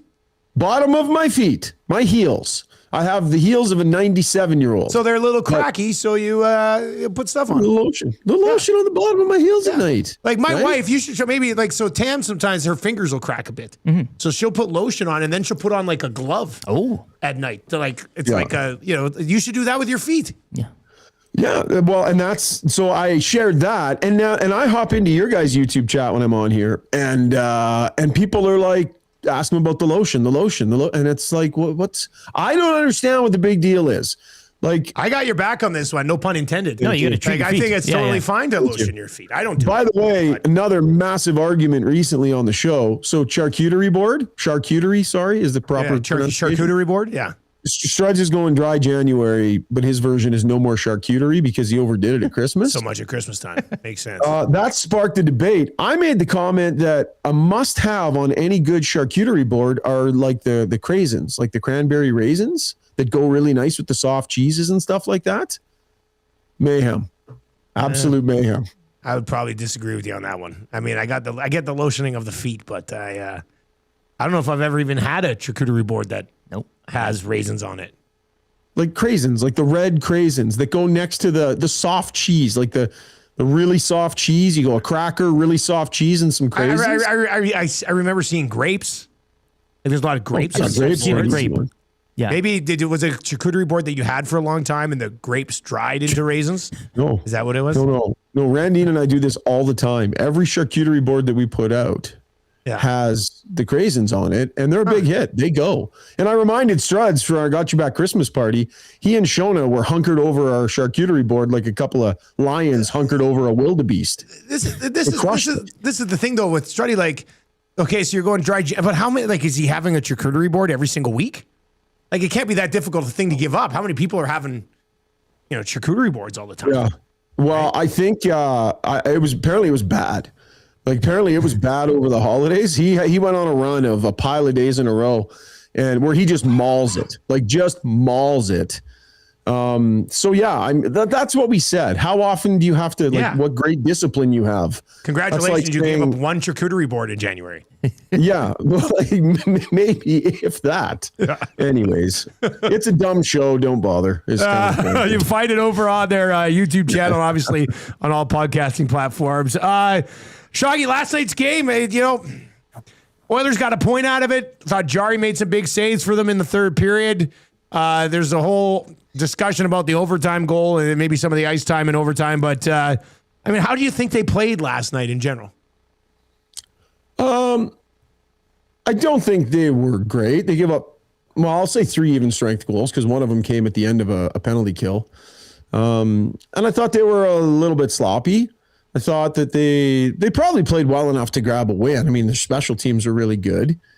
And if they don't get a little sloppy in overtime, then they have a really good chance to win that game. So good enough to win, not great, not a game that you're hanging your hat on by any stretch of the imagination. So they got a good performance from their goalie. It was there for the taking. And my main takeaway, like the main point that I made last night is that you kind of live and die with McDavid, right? How many times have there been where those guys have been a minute 20 into a shift and they do something incredible and get a late power play goal? This is what we said today. You got to live with it. You kind of ride and die with these guys in this way, right? And so they're going to be guys that do that. But every once in a while, it goes the wrong way, and it's kind of a bad look. So McDavid absolutely should have changed. Like, Draisaitl had possession in the offense. I mean, they're $120 deep into a 3-on-3 shift and clearly gassed. And Draisaitl has it in the offensive zone. McDavid kind of skated out of frame. I thought he was changing. I was like, oh, he's going I did too. Yeah. And then all of a sudden I see him rush to the net. I'm like, he stayed on? And then he tries to beat 2 guys by himself.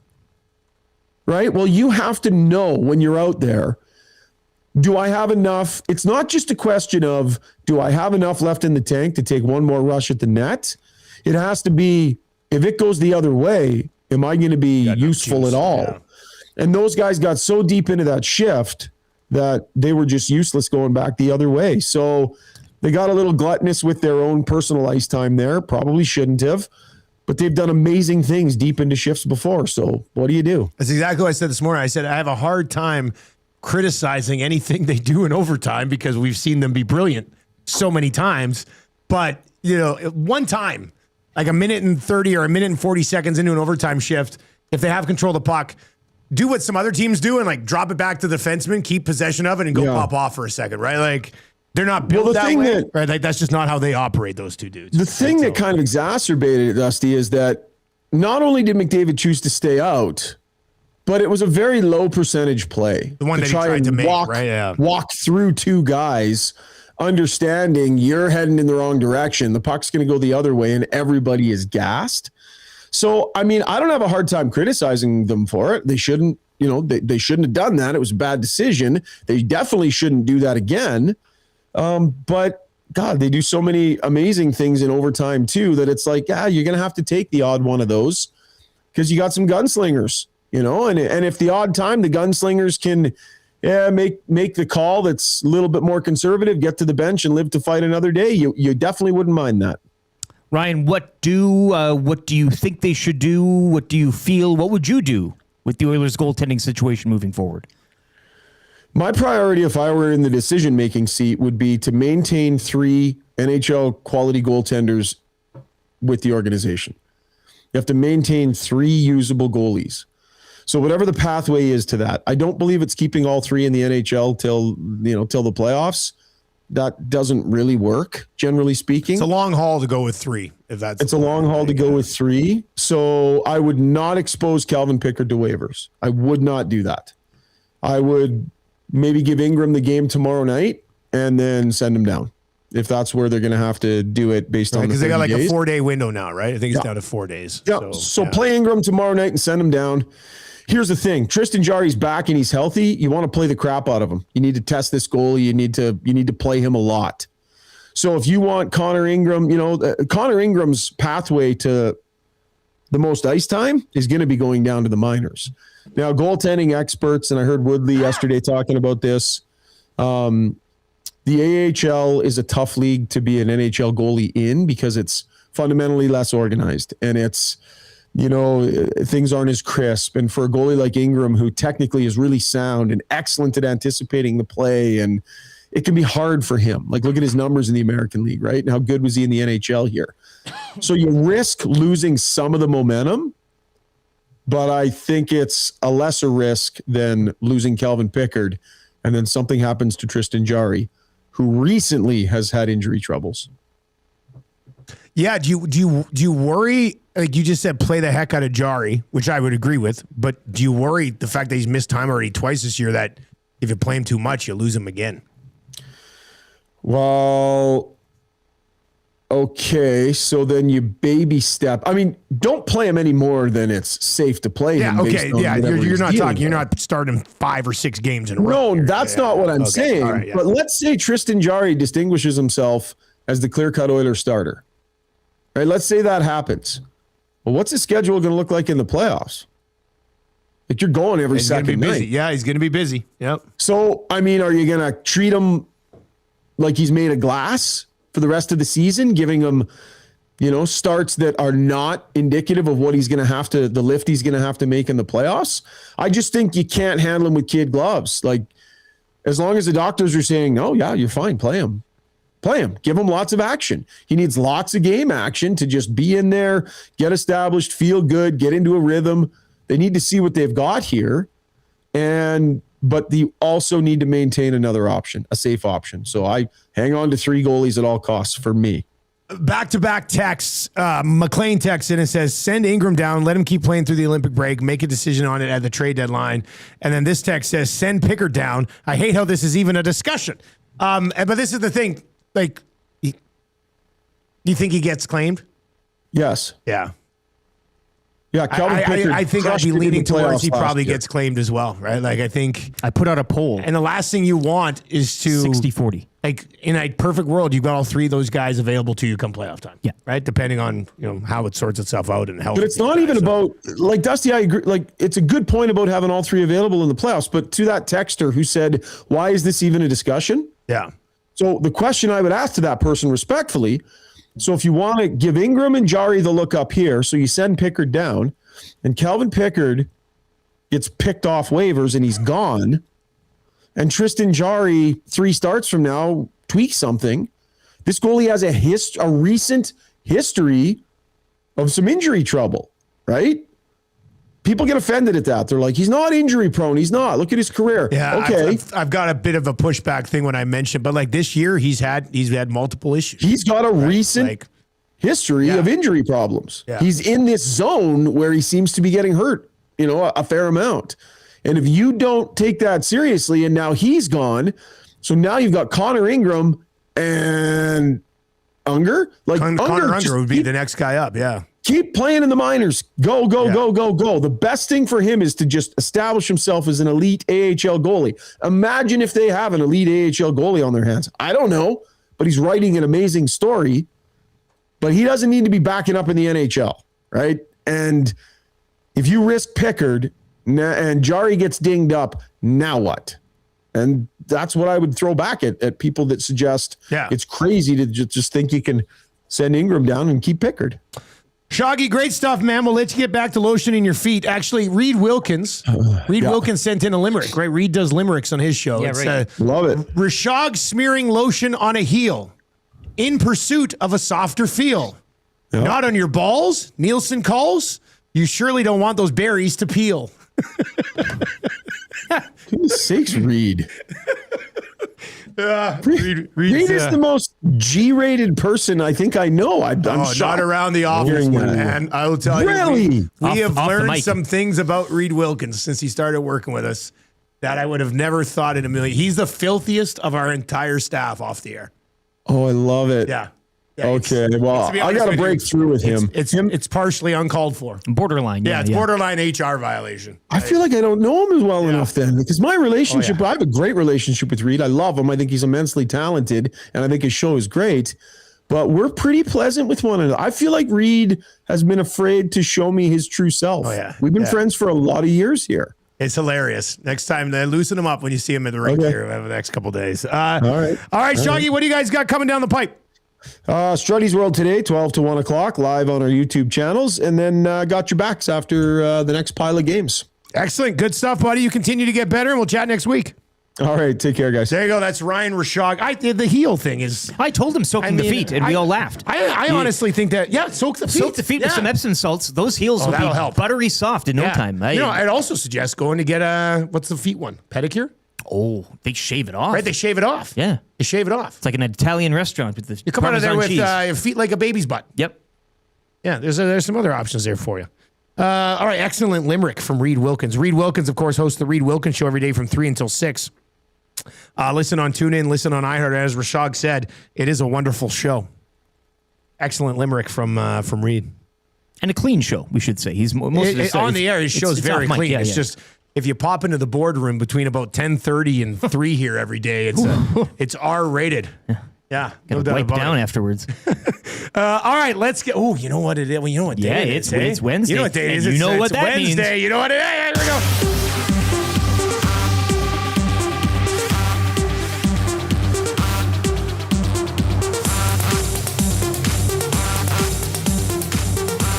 So stoked.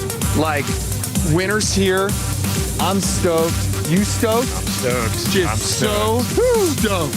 Yes. I mean, it came down last night, what, a good 5 inches? Last night, I think so. Something like that, and a couple feet the day before. And you've got a 5-foot base with 5 inches of freshie on top. Oh, it is your Marmot Basin snow reports. Check it out, skimarmot.com for all of the deals. Jasper in January is here as well. And how about these conditions? The great season continues. Okay. Another 8 centimeters on Monday, 2 centimeters on Tuesday to freshen things up on the mountain. That's 10. Warm temperatures and sunshine are in the forecast, making it the perfect time to be out on the hill. Jasper in January starts this weekend. Lots of stuff happening on the mountain. Food and beverage specials, live music, demo days, and more. Lots of happening in town as well to keep the good times rolling after a day on the mountain. Jasper in January. Jasper in January. Jasper in January. Jasper in January. Does that make your day or what? Makes my day. Marmot Basin. Snow report. Yeah, great weekend. Sunny, -4, -2. Yeah, skimarmot.com today. Kids ski free Monday through Friday. All right, let's get into the wrap for William Huff. If you want your place to look as good as ours, WilliamHuff.com. That's where you get it done. They're great at what they do.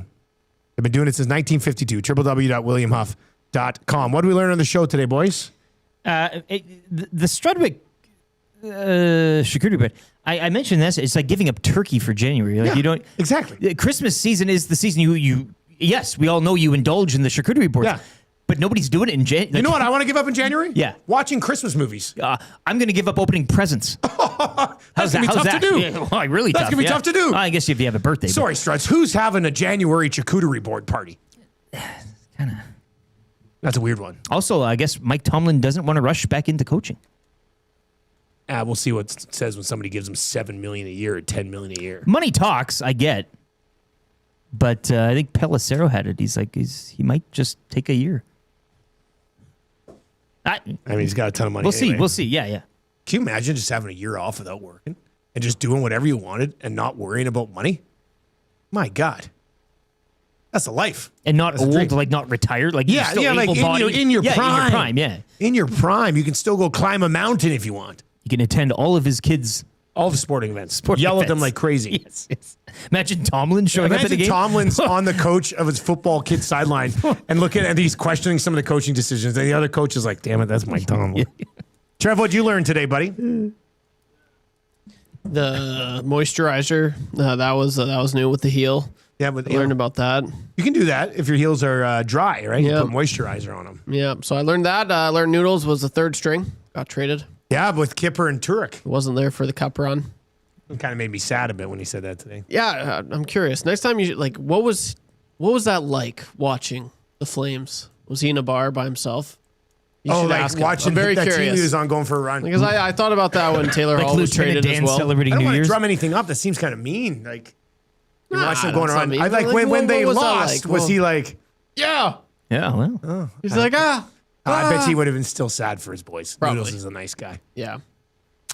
Sound of the day today. I guess I'll just run a train on all of these. Well, I'm here in the freezing cold getting free chicken That's you. sandwiches. This is me right now. Yeah. Because the food tastes great.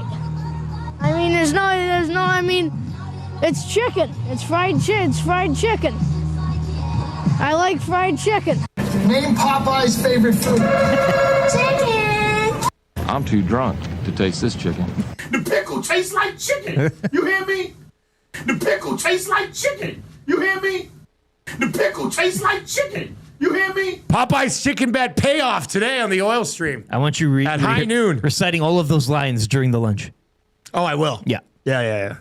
The pickle tastes like chicken. Chicken. That'll be coming up later on. Let's get to your Royal Pizza text of the day today. Royal Pizza. It's going to take great. Yeah. Text of the day today. How do the Edmonton Oilers dads punish or talk to their sons on the way home after a loss? And we've all been there. Yeah, your parents are hoping you win a game, you lose, you sit in the back of the vehicle driving home. Tay-Tay is going to win the Royal Pizza text of the day today. Yeah, text that in 6:25 and just left. Didn't text again. He knew. Didn't text again. Yeah. Once you drop a bomb Phone like off, that into the Paris Jeweler's inbox, you just sit back. Yeah. You just sit back and wait. You for know that call. what he's probably been doing for the last 2 hours? Go over to the Royal Pizza menu at royalpizza.ca. Visit one of their 14 locations in the city as well. Don't make me pull this plane over. Just out of midair. Oh, that was good, Tay-Tay. That was really good. Our full day of fun sports talk continues on iHeartRadio, TuneIn Radio, EdmontonSportsTalk.com, and of course on YouTube. If you're watching on YouTube, turn on autoplay. That'll take you right on over to the Hangout, which is coming up next. Where are we at for likes? We're going to be around like 250. 250, actually, 250 right on the nose. So hammer the thumbs up before you leave. We'll make a push to 300 people watching later in the day. I did want to get to a text from Fergie's Prostate before we wrap. How about this? Fergie's Prostate says, EST promotes a great sense of community. I literally did a header on the ice yesterday and needed stitches. Oh, Fergie, that is hilarious. I mean, I'm glad you're okay. I was at Sturgeon Hospital getting triaged. Jeez. Fergie, my man, got to be careful of there. T-Mac, the rugby guy, who I'd never met, was there with his mom, and he came over and introduced himself. He heard me on the Hangout and recognized my voice. Really nice guy and a solid EST, like an ESTer. Yeah. Fergie's Prostate. Fergie, I hope you're okay. Probably got a bit of a headache today. Are we sure that's not the head injury talking? Like he just got this is all Yeah. In fact, Fergie didn't see T-Mac, the rugby guy at all. They all knew me. And then Grumpy Cat floated in through the roof. All right, Hangout's coming up next. I'll be back from Lock Shop at 11. If you're listening on 95.7 Cruise FM, we're going to get back to more classic rock, and that classic rock is Crash Test Dummies, Afternoons, and Coffee Spoons. Your favorite band? That's a big one. I do like Crash Test Dummies. Not as much as I like Arlington Road. Trev, watch it. For YouTube, Trev, Lieutenant Eric, I'm Dustin Nielsen. Take it easy.